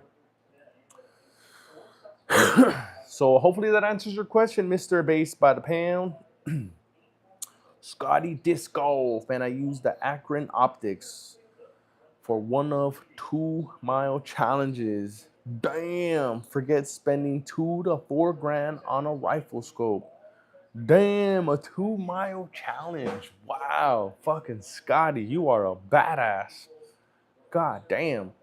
I was watching a video of my other buddy, Hampty Boy, and that dude was shooting a mile from like a 300 Win Mag, and oh my God, man, shout out to all of you boys who can do that shit. That takes a whole special kind of skill right there, man, to be able to hit a mile or a fucking 2 miles even. Wow, that's a special type of skill right there, let me tell you. Big ups to you guys, man. You guys are fucking beasts, let me tell you. That is crazy, man. To do a 1 mile or a 2 mile shot, wow. Next year is going to be my king of the 2 mile. I qualified this year for it. What? Damn, Scotty. Hell yeah. That is insane. What are you shooting for that 2 mile challenge, man? That is insane, man. Do you know anything about the 1897 trench shotgun? Yo. No, I do not. The 1897 trench shotgun. Let me see. I never heard of that thing, buddy. No, I have not. It's a pump action with a single hammer tube magazine. Oh, that's an old school ass shotgun. That's a shotgun made in 1897. Oh yeah, that's pretty old, huh? No, in fact, like I was mentioning earlier, I'm gonna be picking up my first shotgun tomorrow, and that's gonna be a 590 Shockwave. So that's gonna be my first. I don't know anything about shotguns. What I do know is I'm gonna be having my first. So I'm excited. I'm excited to add a shotgun to the collection, and I look forward to getting out to the range and just practicing with that bad boy too. Yes, I do. So yeah, I couldn't answer your question there, Mr. Yo-Yo. What's your next purchase after the shotgun? Oh, I'm gonna be adding gotta add a revolver here to the collection. So I'm in between a 357 and a 38. So I think since I'm a little cheap ass, I think it's gonna come down to the price. So I think whatever I find within my price point is what I'm gonna get, because I'm only looking to spend 3 big ones for a revolver. And I found one today. I found a 38 a 38 special, but I'm gonna try to see if I can find me a 357, because I know with the 357 I can shoot 38 shells through it if I want to save a little bit of ammo or a little bit of money. So yeah, that's why I'm kind of in between those two. So that would be my my next pickup, Mr. Base by the Pound. Bro, I use a custom Savage 10 BA stealth chambered in 6.5 Creedmoor. Wow. Super good budget precision rifle, but I put approximately 2 grand into it. Wow. Oh wow, that is crazy. To be able to hit a 2 mile shot like that, wow. Awesome. The M200 from Rock Island is a good choice for that price. You can't get a trusty 357 2.5 snub nose for about 250, 300 Taurus. Yeah, I've been looking at pawn shops. That's what I'm doing, because I know I know I can find a good deal at a pawn shop. The Like I was saying, man, I've been to a bunch of different pawn shops and I've been fucking getting lucky. Like I got me a Glock 45 MOS brand new at a pawn shop for 4 big ones. Yeah, 4 big ones. Every time I go into Academy or Bass Pro and I look at it, I'm always like, yeah, I'm fucking happy because we all know what those go for. So that's why I'm gonna be patient. I know I'm gonna find it for that price. I know it. I know it. I know it. Maybe a little beat up, but I know I'm gonna do it. I know. Just like I knew I was gonna find that Shockwave for that price point, I know I'm gonna find me a 357 for that same price point. Maybe have to go a little bit over. Maybe not. But I know it's gonna happen. I know it. I know it. I wish pawn shops down here sold firearms. Yeah, I know. That shit was a big difference for me on point 2A because I remember going out to pawn shops out there in Cali. I would go get my drills and fucking saws. I'd always get bulls over there. And I've always noticed too, I'm like, damn, they never have guns over here. Up until when I came to Texas, and that's when I noticed, I'm like, damn, every pawn shop has firearms, which is pretty fucking cool. That is really fucking cool. So yeah, I know, man. It's crazy how the two are different. California and Texas. It is really crazy. Yes, it is.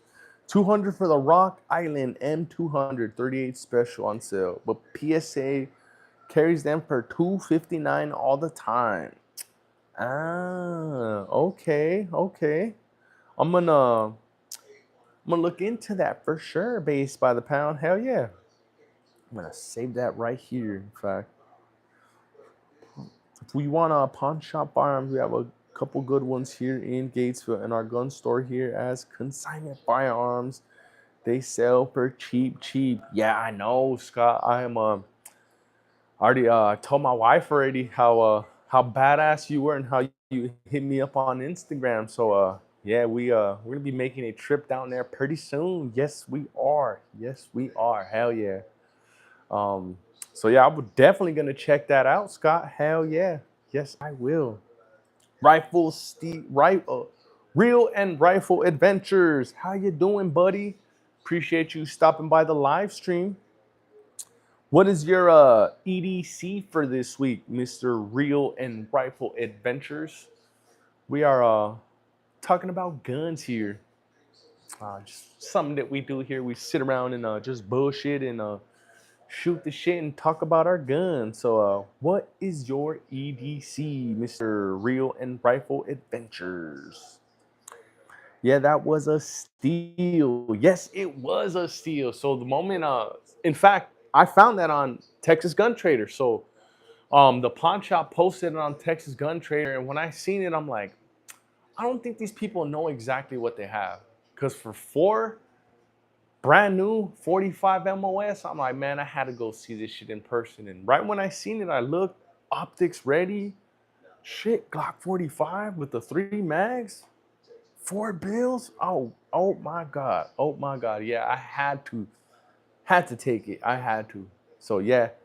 Oh yeah, that is definitely a steal. Yes, it will.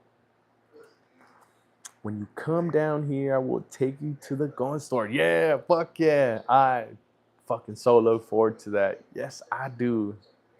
Have you ever gone to shoot a Walther PDP Pro? Yeah, just a couple times at the range. But never really got to like enjoy it. I know there's so many people who keep ranting and raving about the PDP and the PDP, and wish I was more mature enough to enjoy the moment when I had it. How many firearms do you have? Gray matter. Not too many. Only have about 9 or 10 of them. What is that? We got 5, 6, 7, 8, 9. Yeah, only got about 9 or 10 of them. So it's not too much. Just a small little collection of mine. You personally cannot conceal yet or carry open firearms. Reel and rifle. Yes, we can personally carry concealed or we can open carry because we are in the state of Texas. So we are allowed to openly carry out here in the great state of Texas. Have you ever seen anything online that's caught your eye? Good price and a good quality. Yes, all the time, man. I just wish I had more money so I can buy every single thing that I've seen. Mr. Base by the pound. Yes, sir. I've always see a lot of good stuff online. So yeah, that's in fact most of the time when I am buying something, I'll buy it online because that's just where all the deals are at. Enjoy purchasing from pawn shops. That's how I beefed up my collection. God bless a cold Texan. Yeah, hell yeah. I know, man. I'm starting to find that out little by little, man. I found that out here a couple years ago on the benefits on going to pawn shops and finding good firearms. Like I was mentioning a little while before, I had found a Glock 45 MOS at a pawn shop, brand new, 3 mags, MOS ready, and I had to go see it for myself. And sure enough, yes, yes, yes, yes. So, like, I just wish I had more money. That way I can get all the good deals. Cause goddamn, they always have good deals at pawn shops. They always do, man. They fucking they pretty much never let me down. So oh yeah, I really, really do enjoy purchasing at pawn shops. Yeah, I know it's a pawn shop. Some people can be like, "What, a pawn shop?" No, man, you get good deals over there. Yes, you do, man. Is that always the issue? Not money? Yes, I know, man. I know, man.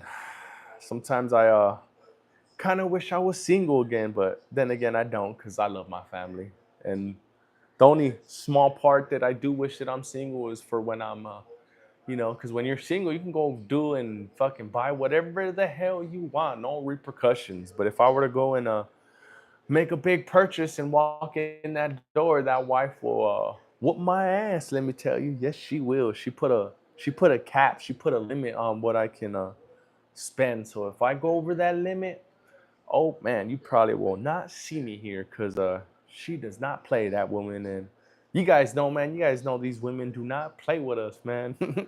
They got the biggest, sweetest smiles, but oh yeah, they will get us when we mess up. Yes, sir, they will. I have a 50-year-old 22 Winchester, still shoots. Damn. Wow. That is cool. Back at it in the good old garage. Everlong Safe Haven. Yes, sir. We are back here in Texas. Oh, man, it was good to be out there in Evergreen, Colorado. It was lovely, let me tell you. Yes, it was. In fact, it was bittersweet. It was a bittersweet moment because it was bitter because I did not want to leave, but it was sweet to come home. It was very, very sweet, man. I miss my home. I miss Texas, and it was good to get back. It was good to be back home because you know it's good to get back in the grind. So we need that every now and then. We need to just get away and take a vacation to decompress because the daily grind can get a little bit stressful. Yes, it can. Like I know before I had taken time off for my vacation, I was answering the phone so fucking, I was getting so irritated. Like I was just kind of, I had a short fuse. And I think this little bit of time that I took off really, really helped me kind of balance shit out. So I'm happy. Do you have a Glock 29 Gen 4? No, sir. Um, what I do have is a Glock 19, Glock 43X, and a Glock 45. Those are the ones that I do have. Demarius Clark. Can't decide a micro or mini Draco. Oh man, both. Get both. Get them both and add them to your collection. You will love it. Should I buy the MC9 Prime tomorrow or the CZP10C ported? Oh man, both fucking great options right there. Everlong safe. Oh man, damn, that is a good one right there. That is a good one. Shit, you got me on that one. Damn, you got me on that one. Shit, damn, you got me on that one. I'm kind of stuck. The CZ, oh, Scott Disc Golf. There you go, right there. A CZP10C ported. You'll be happy. There you go. Hell yeah. Cause shit, I was a little bit stuck, man, because I wanted, that's one that I'm gonna be getting, is the CZP10C ported. So yeah, man, you got me on that one. You got me for sure. Good looking out, Scott. Good looking out, because he got me on that one. I was a little stuck, man. I was a little stuck because, shit, even if I had both of them in my hands, I would not know what the hell to choose. How have you liked your Prime? I love the Prime. This thing shoots very, very well. Shoots very, very flat. I love the ergonomics of it. I love the grip. I love everything about it. Like this Prime right here is like, to me, it's the best EDC of 2025. So yeah, man, that's how I feel about it, man. It shoots so good, like, you know, and it's a small firearm. Like it's a subcompact firearm. For a subcompact firearm to shoot something that's damn near identical to a Glock 19, that's pretty freaking good. That is pretty freaking good. I go a normal Draco, but that's just me. Softer recoil and more control. ESOM, that's by Mr. David K. Just put a deposit on my first gun the other day. Got a SIG 320X Legion. What are your thoughts? Pick it up on Sunday. Oh man, Caleb, that's a great choice, but oh man, I don't know if you're aware. There's a lot of controversy going on with that 320 right now, buddy. Shit. I know it's a great choice, but I don't know. There's just something a little wrong with that 320 line.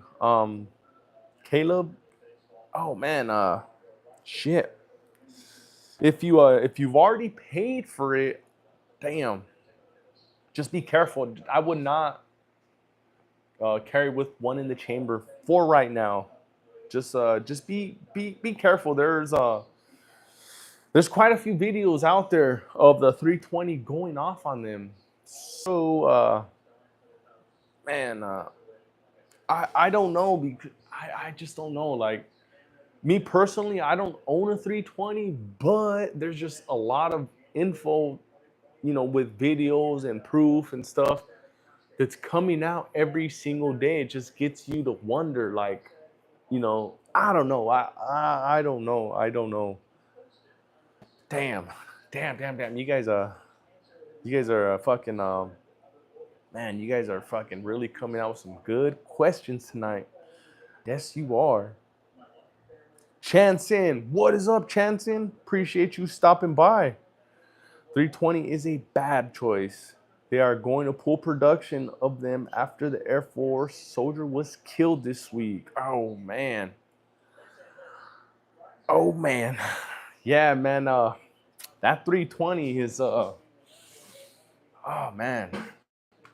That oh man, I don't know, because I got buddies who have 320s and I don't know how to tell them, man. I don't know how to fucking tell them. I don't want to be that guy that's like, hey man, you need to be careful, because then I'm gonna end up sounding like a fucking hater or something like that. So I don't know, man. Like the other day when my buddy came over too, he's like, I got the M17 with me right now. He's like, you want to see? I'm like, shit, yeah, but no, but oh man, tell them. Macau, no, I don't want to, man. People are gonna throw me through the ringer, man. No, no, no, I cannot say that. Oh, fucking Chanson, man. Yeah, fucking try that shit, Chanson, and record it too, because that'll be a good one. Yes, it will, man. I thought the Echelon had a mad index issues. Shit, I don't know, man. I've never heard of Echelon having any issues like that, so I couldn't answer that question truthfully. No, no, no. Um, but yeah, man. I don't know about that. I don't know about the 320 though. I just heard it went off on the holster, uncovering the trigger. The Pilot E1990. Oh, there it is. That's my boy right there. He got a 322. Let's see his input. Watching a lot of 320 videos and the Wyoming Gun Project, I believe, has definitely found the issue with them. Two takeaways. One, there is play in the slide. Two, seems Safariland holsters retention plays a role. Damn, I haven't shit, man. Well. The Ammo Alchemist. How you doing, sir? Appreciate you stopping by the live stream. Akira the Rescue. Are Canics good? Yes, Canics are great. You got a Canic right there, Canic Mete MC9 Prime. And like I was mentioning a few minutes before, that is the best EDC of 2025. And that's just my personal opinion, but I feel it is the best EDC of 2025. It is running at $599. Comes with 2 mags. It comes with an awesome grip. It comes optics ready, direct mount. No plates needed. Comes with some badass slide serrations. And it's just an all-around badass gun, man. That trigger on that Canic, if you guys never shot that Canic before, it will really surprise the shit out of you. Yes, it will. Especially if you were going over from like Glock to Canic, you're gonna really notice it once you put your finger on that trigger. I personally love that fucking Canic trigger. Yes, I do, man. And like I was saying too, sometimes that thing does fucking catch me by surprise. Oh man, like, cause I'll be shooting my Glocks a lot, and then I'll switch over to Canic and like, oh shit, this trigger is really, really light. I'll get a double tap unsuspectedly. So that's pretty freaking cool. And that's from it being a super light trigger. Isam, I just picked up the AR pistol 7.5, and I never knew there's something such thing as a micro AR pistol. Should I be mad? No, you should not, Isam, because a 7.5 AR pistol is a good range toy. And it is a great gun. If somebody were to break in your house and you were to pull out that 7.5-inch AR pistol, it is going to do the job. It's going to do what it is intended for. So don't be afraid. Don't be mad. Don't be ashamed that you purchased a 7.5-inch AR. Go get a suppressor on it. It'll look cooler. It's going to be a lot less loud. So if you got your 7.5-inch, don't be mad. I also got me a, oh no, it's not there. That's the 10. I also got me a 7.5-inch, which is in my safe. Maybe I'll pull that out for a tomorrow stream. I wish I could grab it today, but I can't, because we all know how the YouTube rules are. You lose velocity. Yes. Another thing is when you cut down, you go something that small, you know, this is your standard 16-inch. So as soon as you start going down on barrel length, you're going to be losing velocity. So keep that in mind. Definitely gonna try one. What do you think of the Walther PDP Pro E? It's a great gun. I wish I had more money so I can purchase me a Walther PDP. So it's a great gun. Yes, it is. Canic makes dope triggers on point 2A. Yes, they do. That's another reason why I ended up getting this Canic right here was because all the reviews I've seen and everybody's opinion was that the trigger is the HIT.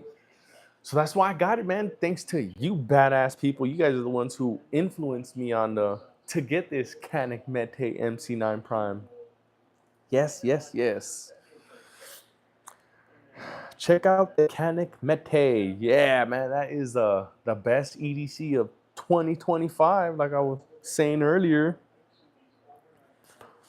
I haven't experienced that one yet. I've only owned the G2C, G3. I've shot the GX4, which is nice, but I already own a 43X that I've customized perfectly for my hands. Macau Taylor. Do you like the Beretta M9? Berettas are fucking badass. I've shot a few Berettas and oh man, great choice, Mr. John Doe. My dream pistol is a CZ Shadow 2. I know, me too, man, me too. I just don't like the price.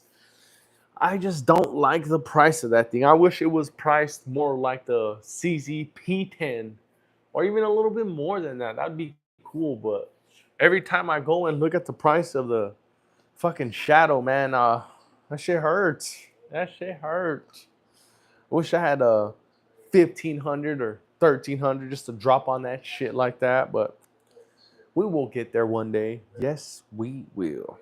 Yes, we will, and we will get there as soon as my little girl finishes college. Then I will have no limits, no caps. I can go off and do whatever I want. But right now, I'm a little bit limited. A full-size Shadow is worth the price. Trust me. Yeah, I know. But I think the only way I can get it like right now, is if I were to sell something that I have. So I would probably have to, you know what? I would have to get rid of that XL macro right there, because if I can sell that and I can pay for the CZ Shadow 2 outright, because that right there is it's a nice piece. But I don't know, man. I don't know if I'd feel comfortable with that. I just don't know. And I say that is because I built this XL right here, and this thing probably shoots just as good as a CZ Shadow. Maybe, because remember, this is an all fucking metal, so it has a lot of weight to it, and it has ports on top. So with those ports in the weight, you don't even know that you're shooting a fucking subcompact gun. And that XL is subcompact. So sell that and get a Shadow 2. I know, man. I know. That's something that I've been thinking of too, especially with all this SIG Sauer controversy going on. Something I've been thinking about. Yes. There's a gun shop in Waco that sells the Shadow 2 for under 1K. Oh shit. Okay. I have to keep that in mind, because man, I don't know, man. I don't know if I should keep listening to the internet, because damn, the more I go down that rabbit hole, the more it just makes me keep thinking more. The macro was probably easier to carry. I don't want a Shadow 2 just for fun range days. Yeah, I know, man. There's just so many great choices out there. So many great choices, man. We are in great times for firearms. Great times. Because I remember, like, 14, 15 years ago, we didn't have all the choices that we had today. So we are in a really good place. Yes, we are. Let me see. I need to check. Oh, shit. Damn, we're already at fucking 12 o'clock. God damn. I've been sitting here just fucking Shit, talking straight for over 2 hours. Hell to the yeah. And we had 52 likes. Man, you guys are fucking awesome, man. What do you think about the 1911 double stack? Oh, man, dude. Scott, oh my God.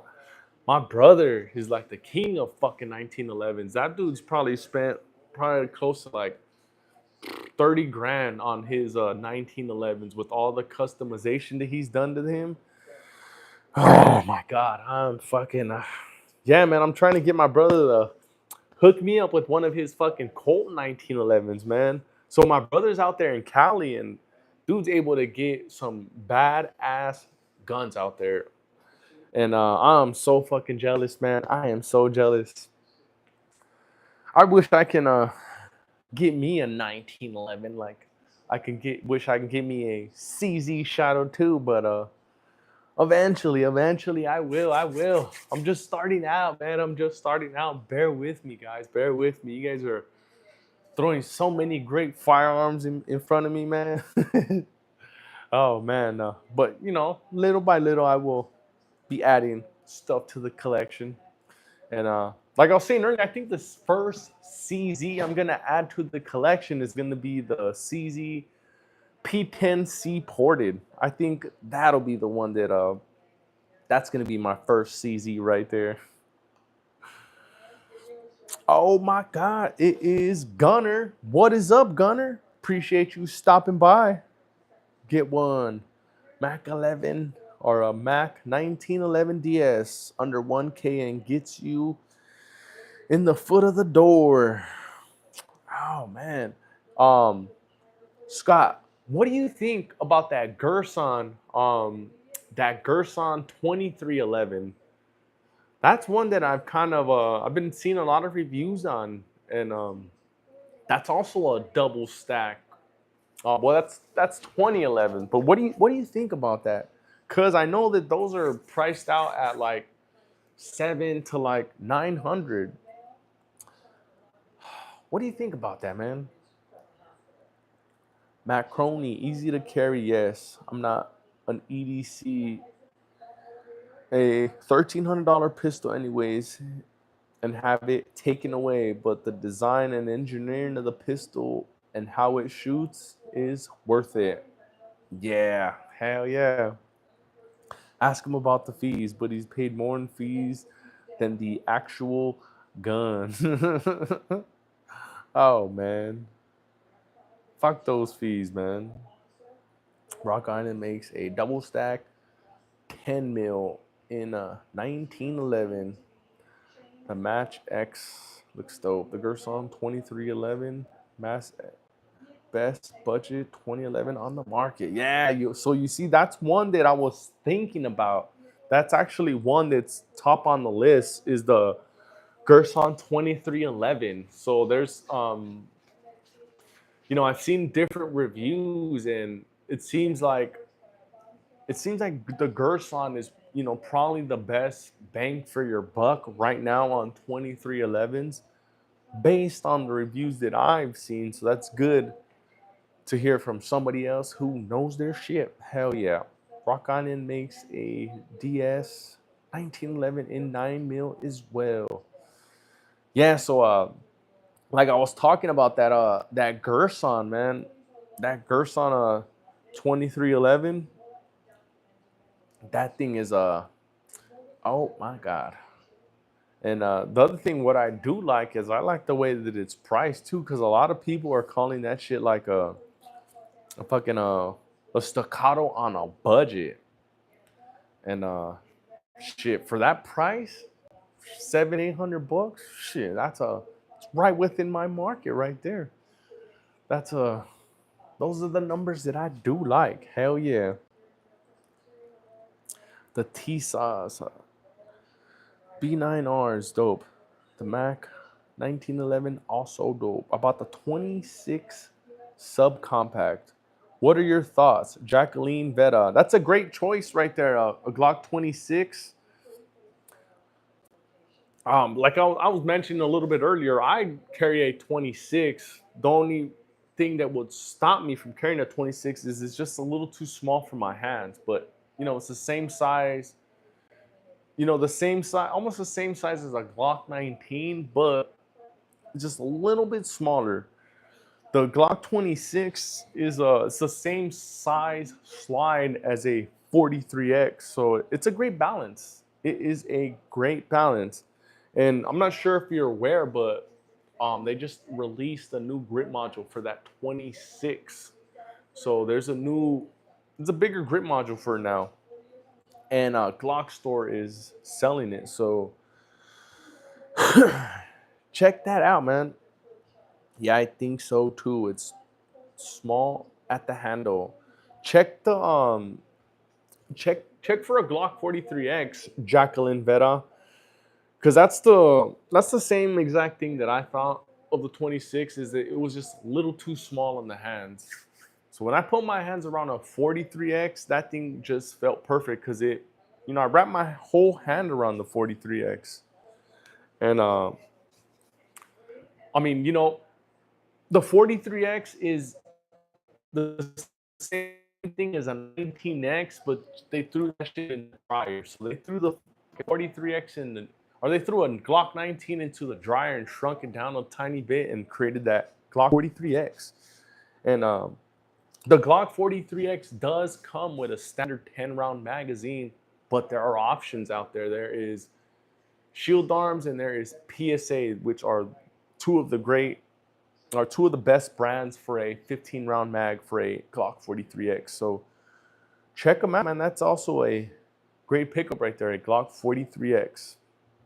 I was thinking about the FNN Reflex, but the 365 Spectre won me over. Oh, Manuel, great choice. Great choice. I was trying to find me a Spectre slide when I was in the process of finishing off this XL right here. And I couldn't find it in time, so I ended up just settling on the XL and sending it to get ported. So, yeah, I love the 365s. I love them. I love the Fuse. I love the Macro, the 365X Macro Legion, XL, X. So I love them all, man. Do you ever help crowdsource to help someone buy their first loadout? Cameron D's. Nope, do not. I've never ever crowdsourced. So hopefully that answers your question, Mr. Cameron D's. Ah, man, shit. It is where we at? Damn. Shit. God damn it. I wish I didn't have to wake up early in the freaking morning tomorrow, man. God damn, or else I can keep going all night long, man. All night long. God damn. But you know what? I think I'm gonna fuck that. I'm gonna keep going for about another half hour, so we're gonna keep on this thing strong. Yes, I will, cause as much as I don't wanna stop this motherfucker, just gotta wake up at 5 in the morning. So we're gonna run this thing for probably another 20 more minutes, and we'll probably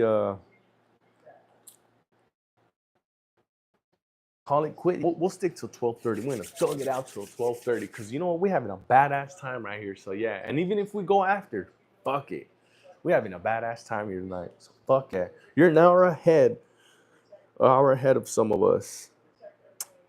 Am I? It's fucking it's 12:12 over here, and yeah, maybe because I'm in Central Time, and seems like a lot of people are kind of like on the West Coast, kind of, sort of. Could be wrong.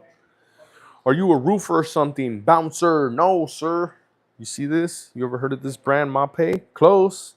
I'm the opposite of a roofer. I'm a flooring guy. So we do floor, tile, hardwood, vinyl plank, bathrooms. Yes, that's what we do. So it's pretty close. Pretty close.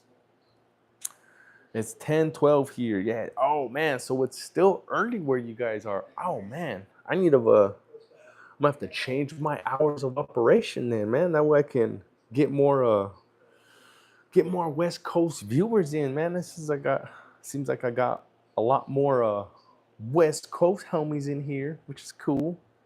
I do countertops and cabinets. Hell yeah. That's what's up, Manuel.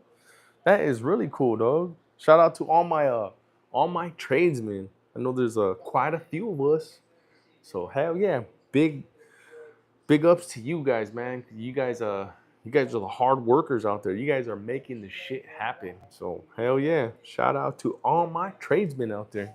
It's fucking cool to see another tradesman on YouTube. Because we are a dying breed. Yes, we are, man. A lot of people want to work in fucking working computers and stuff like that and don't want to get their hands dirty anymore. People don't know what it is to get calluses on their hands and to get cut and get sliced up by tile and shit all the time. People don't like to get dirty. They don't. Y'all hate me then.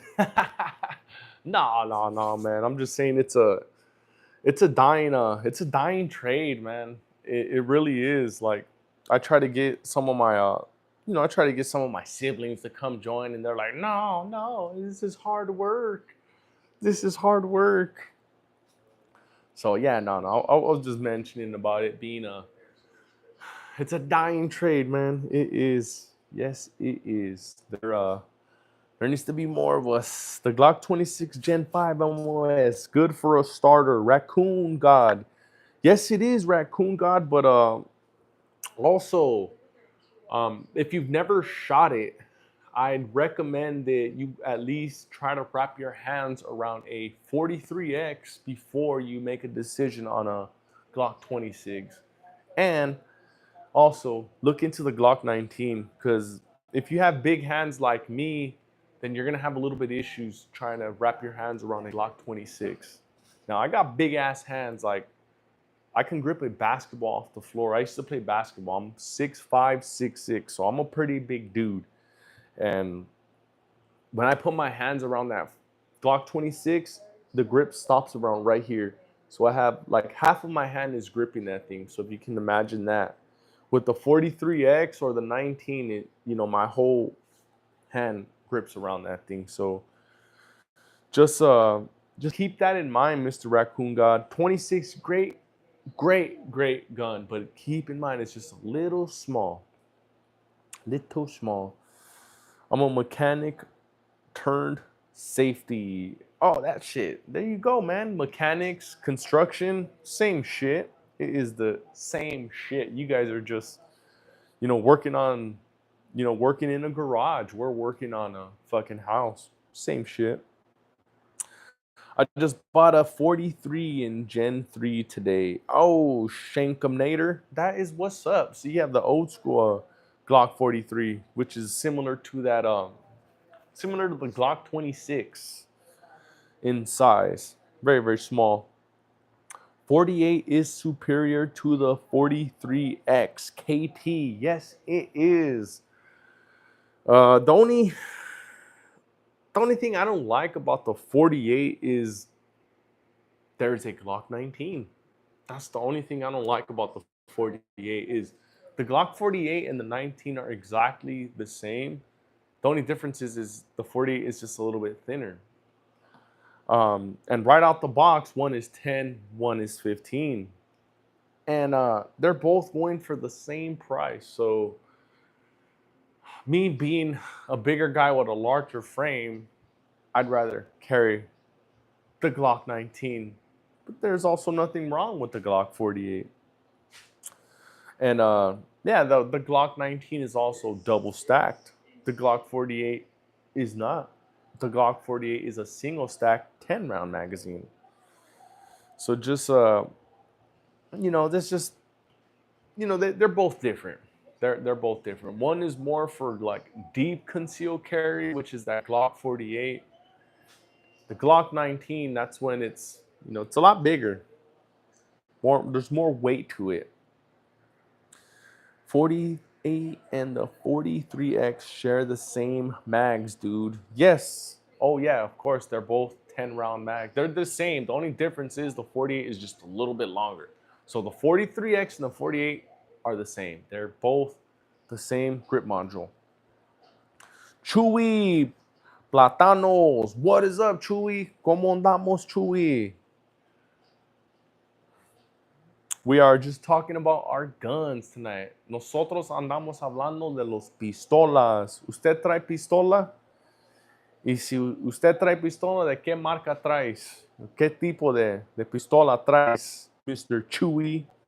He probably speaks English, and I'm over here assuming that he speaks Spanish, huh? What a dumbass I am, huh? Fucking guy, man. Looking for a good hammer fire 9mm. Oh, a good hammer fire 9mm. 226. That would be my personal recommendation to you. Would be a Sig 226. That oh my god, I love that one. I really, really do. From Mexico, I'm still carrying my Glock 22 Gen 3 Coda the Rottweiler. That's a great ass choice, man. I also got me a Gen 3. I'm still carrying the Gen 3 Glock 19. Now, this thing right here, I've had this thing for over 14 years, going on damn near 15 years. And this thing is as old as my daughter. So my daughter is 14 years old. She'll be 15 this year. And I've had it before she was born. So this one here is an old biatch right here, the one with the silver slide on it. She's an old biatch, but she runs like a new girl. Yes, she does. And I love her. Where's the Canic people at? Preparing for anything. Right here, sir. Right here. We are here. That is one of them right there. That is your Canic Mete MC9 Prime. So we are right here, my guy. We are here. We love the Canic. Tamapulas, Mexico, 50 cal. No, there are no 50 cals here, señor. No hay 50 por aquí. Solamente hay los 223 or 9s. No, we don't. Yeah, I have the Gen 3 19, but I took off the finger grooves. Yep, I did too. I also took off the finger grooves. Check this out. Give you up close. Look to that shit. So this is your regular Gen 3.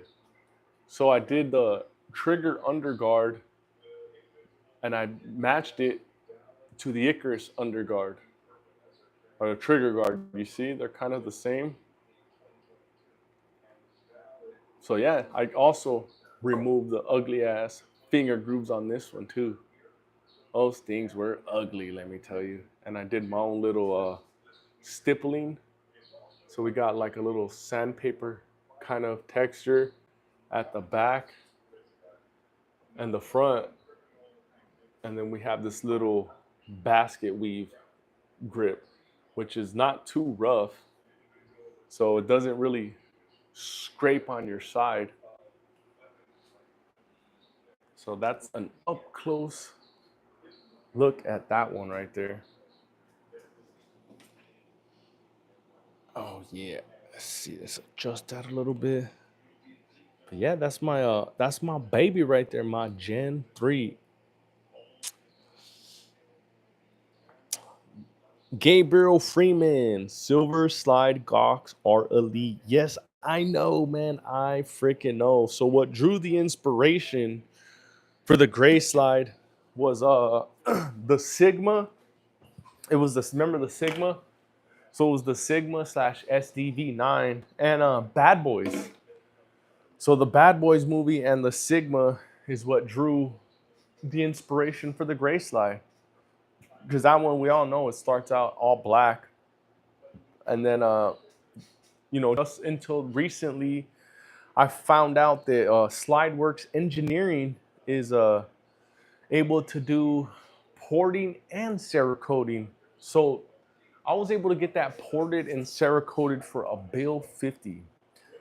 So you can request that they Cerakote your slide any color if they have that color available. So that's why I chose that. And I think I made a good decision. My first EDC was a 38 special snub nose chrome nickel plated. Oh, damn, Desert Tactical. Hell yeah. I remember my one of my first EDCs was also a 38 special. It was a Taurus 38 special. It wasn't the snub nose, it was the regular one. It was probably like this big or so. Oh man, those were the good old days. Northern Cardinal, what is up, Northern Cardinal? Appreciate you stopping by. I call it a Gen 3.5. Yeah, I need to stipple mine. I have a combat textures grip on it, but it wore out. On point. Yeah, man, get yourself a stipple that shit, man. It's fairly easy. You just just with a little bit of time, you can make it to exactly the way you want. So yeah, stipple that shit, man. You'll like that shit. You really, really will. Martin Lawrence and the Glock off. Yeah, Gabriel. Yeah, you remember that shit. 226 Zeb for the NC Night Prime and a CZ P10C ported, a good trade. A 226 Zeb for an MC9 and a CZ P10. Damn. Oh man. I don't know. I don't know. I don't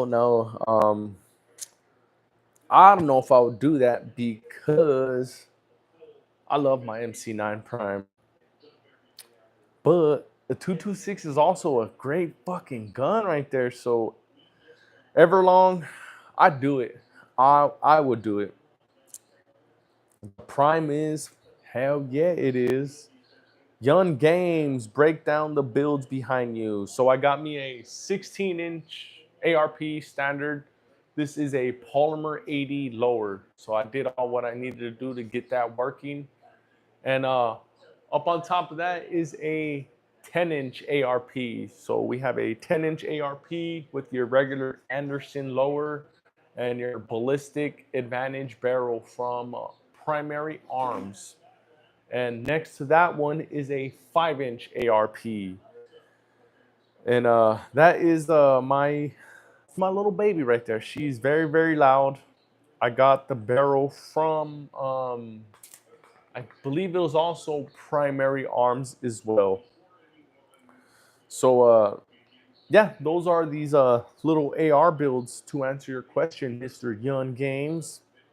From Corpus Christi, Power Metal. What is up, Power Metal?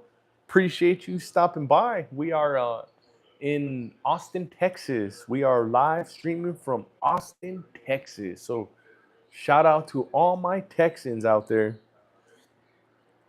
Yeah, I need to my frame cracked where the light rail is somehow, but it still runs. Oh, damn. That fucking sucks. Are you real, baby? No, I am not. I am a figment of your imagination.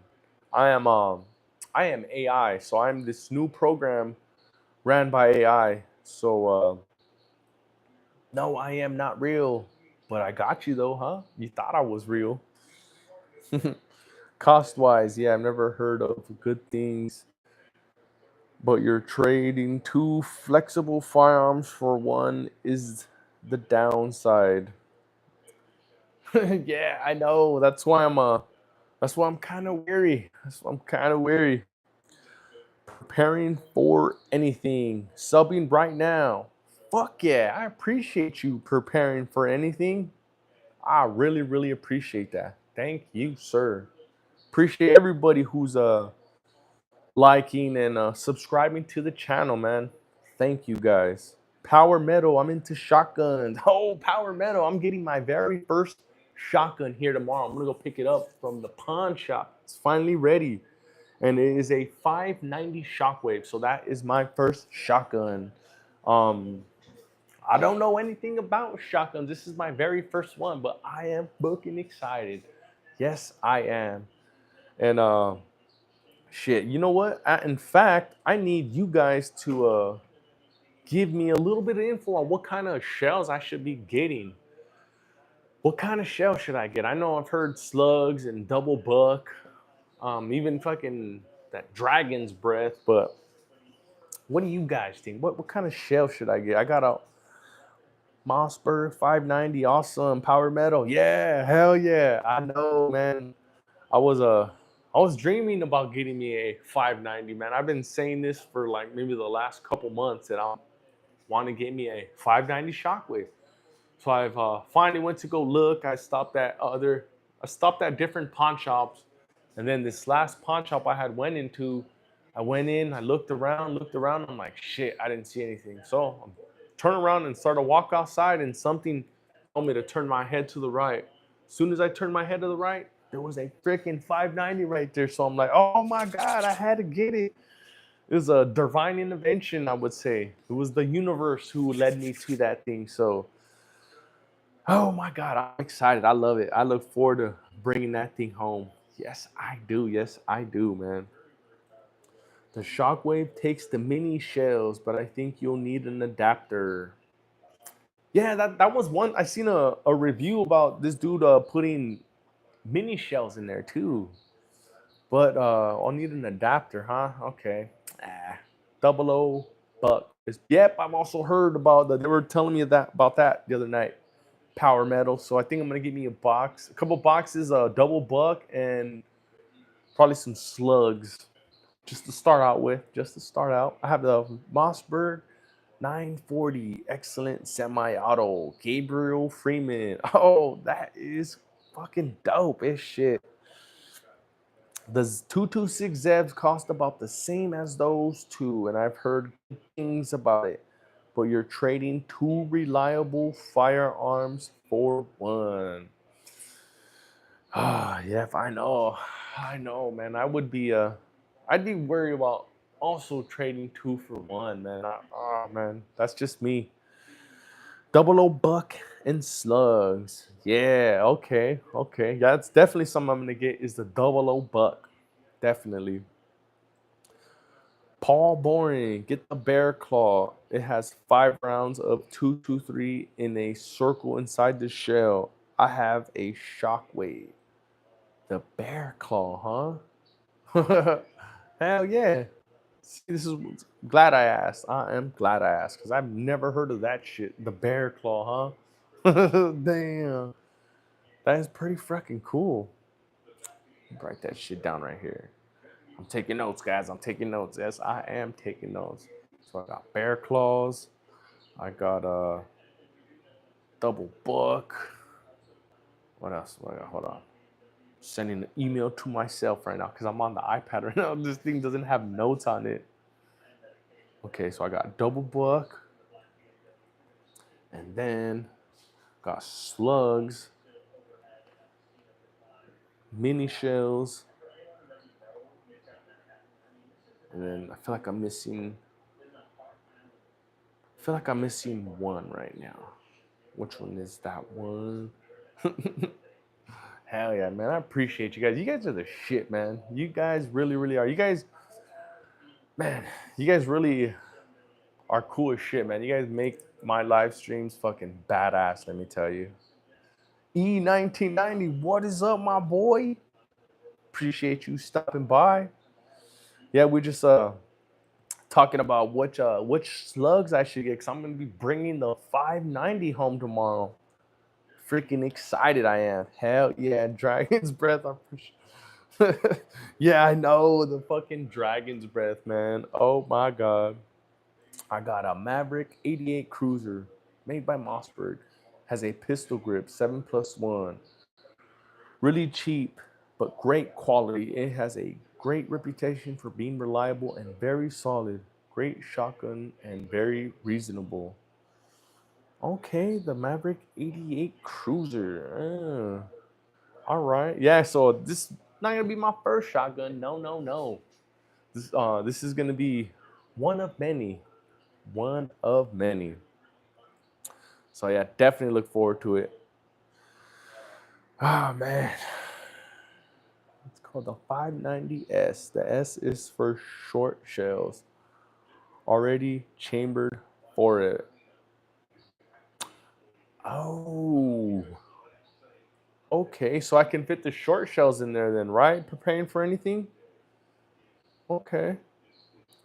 Do you not like it or you just see it as a 2 for 1? Okay. That's good. I appreciate you for that preparing for anything. Because when I had went to the academy the other day, they also had short shells and double buck. So okay, I'm gonna give me some of the short ones as well. Fuck yeah, man, you guys are the shit. Let me tell you. Yes, you guys are. Oh man, oh man, god damn it, man. I do not want to. I do not want to stop, but goddamn, man, goddamn. I think I would really enjoy both the Prime and the P10. We need to stock up for the zombie apocalypse. Yes, man, we need to stock up for something, man. Something is definitely coming, man. Something is I don't know, man. There's just been a lot of weird shit going on lately, man. A lot of weird fucking stuff, man. You guys see what happened today in New York? This dude fucking he took out 4 people. He had himself like a. They're saying he had an M4, but I'm sure it was a semi-auto. But yeah, he took down 4 people, and yesterday there was something that went on in Vegas and shit. Before that was shit, man. This it's just getting shit seems like it's kind of getting a little wild, man. I don't know. There's a new alien threat according to the news. I know, man. I seen what's that one other dude? Tim the Tim Pool. Tim Pool was just talking about that today too, man. Oh man, and then I saw another video of a supposed alien walking through a fucking LA fucking neighborhood, like out of all places, LA. Like, come on, man. So yeah, I don't know, man. There's just some a little bit of weirdness going on, just a little bit. So we may end up having to prepare for some sort of apocalypse. I don't know, man. Shit is just going a little bit weird lately. Just a little bit weird. People from LA seem like extraterrestrials. Oh yeah, man. An alien was down on Figueroa. Yeah, that's the one. That's the one. That's the one, man. Oh my god. I didn't believe that shit, but you fucking never know, man. You never never know. And then that if you think you like them, cost wise it's just about the same as I think. You can get all the kind of goodies with it. Yeah, man. But speaking of that alien, that was pretty freaking crazy, man. If that thing is real, that's pretty insane. Because out of all places, like why LA? Like why not go to any like rural area and shit like they usually do? It's like LA out of all places, which is pretty wild. Ah man. Oh man, oh man, oh man. But yeah, we just gotta always stay prepared because you fucking never know what's gonna happen. You know, ah, like oh, speaking of these stories, like so I was reading something the other day that happened out in Alabama, and this happened to be the same day that my wife and I were hiking in Colorado, and we were in Evergreen, Colorado, in a hiking trail where there's nobody around. And during that same time, that little incident that happened in Alabama happened. And those people, they didn't have any form of protection with them. And that's the reason why I carry mine with me everywhere, is because you never know. Now, this husband, wife, and I believe his 2 kids went with him out for a hike in Alabama, and they didn't make it. They were murdered, and they try to take their kids, and their kids were able to get away safely. And now there's this crazy dude running around, and they don't know who he is, and so that's why you gotta always be prepared. Always keep your head on the swivel. You just never know. And if you have an opportunity to take your tools with you everywhere, take them. Don't worry about those stupid signs talking about handguns not allowed in here. No, those are just suggestions. So you gotta always keep your tools on you all the time because you never know. You never know when you're gonna need it. So it's always better to have it and not to use it, because it can be that one day that you just least expect it. So man, gotta just always pay attention to your surroundings all the time. Stop getting into your phone like this. Stop. Like, I see a lot of you people who are just like this. I go to a Walmart, I'll go to an HEB store, I'll go to an academy, a gun store, and people are just like this. You guys got to always keep your head on the swivel. Always pay attention to your surroundings all the time. If you see somebody suspicious, or that you feel that they're suspicious, just keep an eye out on them. You don't have to keep fucking staring at them. Just look at them from your side eye and just be alert.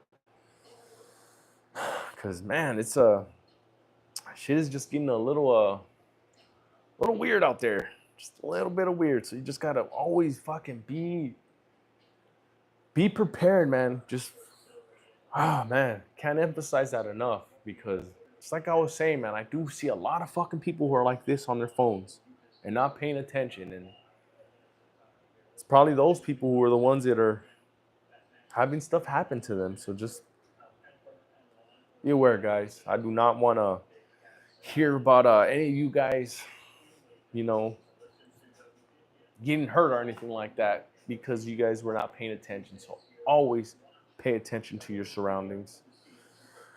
Bro, I've never had a Gen 5 with a switch and a beam. AOT, bro. Oh, me either. My switch is my finger. That's my switch. But the Zev is so fucking cool. Yeah, hell yeah. Bro, start a community so we can talk about guns and stuff. Shit, this may be it. This may be it right here, man. This may be the communities. Vigorin Ranch. Shit. We just right here, just like shooting the shit, talking about guns, just about every night.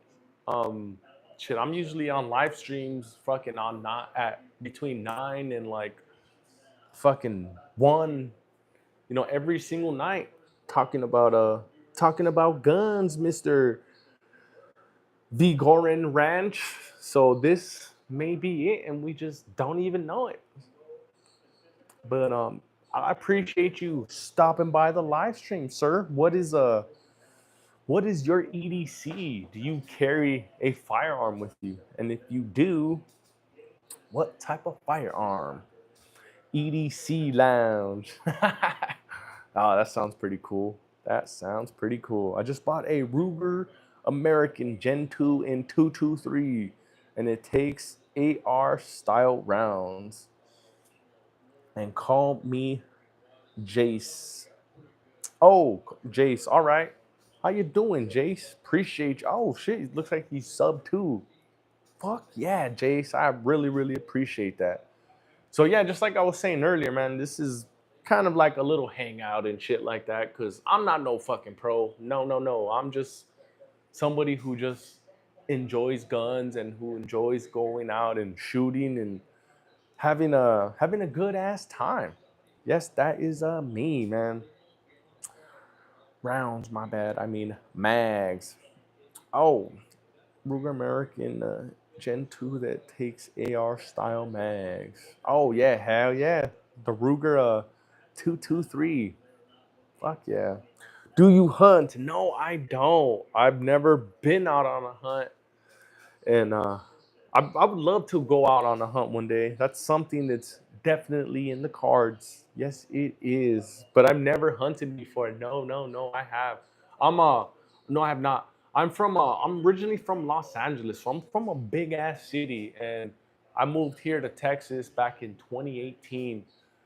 So ever since I've gotten here to Texas is when I've gotten my hands more wet and I've gotten more comfortable with handling and shooting firearms, because out there in Cali is a little bit more difficult out there. So ever since I've been out here, I've been having a lot more fun with these here firearms. So I've never been on a hunt. No, no, I have not, but definitely will in the future. Yes, I will, and I look forward to it too. Look forward to that experience. I think it's gonna be a good experience for me. I really, really do. Oh, that's sad. You should come down to South Dakota. Oh man, yes, we will. We got family out there in South Dakota too. So hell yeah, that's something we'd definitely like to go do. But no, man, that's man, I got to get out to a hunt one day. I got to get out to a hunt. Cause man, all the videos that I see of these dudes hunting, like man, they have so much fun. And you know me, man, I love fucking having fun. I really do. So yeah, it's something that's definitely in the cards. Yes, it is. Only in California, where the law-abiding citizens get treated like the criminal. Yes, I know. I know. Like I was telling my buddy when I was in Colorado the other day. I'm like, how California punishes gun owners. Like, you guys remember that incident back in Venice Beach where the homeowner is walking he's walking up to his door with like a cup of coffee or something, and these dudes come from behind and fucking try to rob him. Luckily for him, he had his conceal and carry, and he turns around and just fires on him. That was good and all. But the bad part to all that was the very next day, the sheriff came and took his firearm away from him. It's like, what the fuck? What the fuck? How are you gonna? It's like you're in your own property. Like, you know, I could understand, like, I could probably understand if it was like out in the street somewhere to where there's like, there's people around and just maybe, your round could have possibly went somewhere else. I don't know, but being in your own freaking property like that, for that to happen to you, that's just a whole lot of BS right there. I, I just I did not get that shit. It's like that shit is on camera right there. These dudes are coming from behind him, and he does what he has to do. It's like I just don't understand their logic, and yeah. I'm glad I'm not in there anymore. I'm glad I don't have to deal with that. And it just sucks that there are a lot of brothers, a lot of law abiding citizens who are out there who still have to keep dealing with that. Like, they need to just get rid of all of their fucking management out there in California, starting from the top. Gavin Newsom and fucking Bass and man, oh man, I don't even want to talk about that anymore because all my family's over there, and yeah, I tell them all the time, you guys need to get out of California. You guys need to get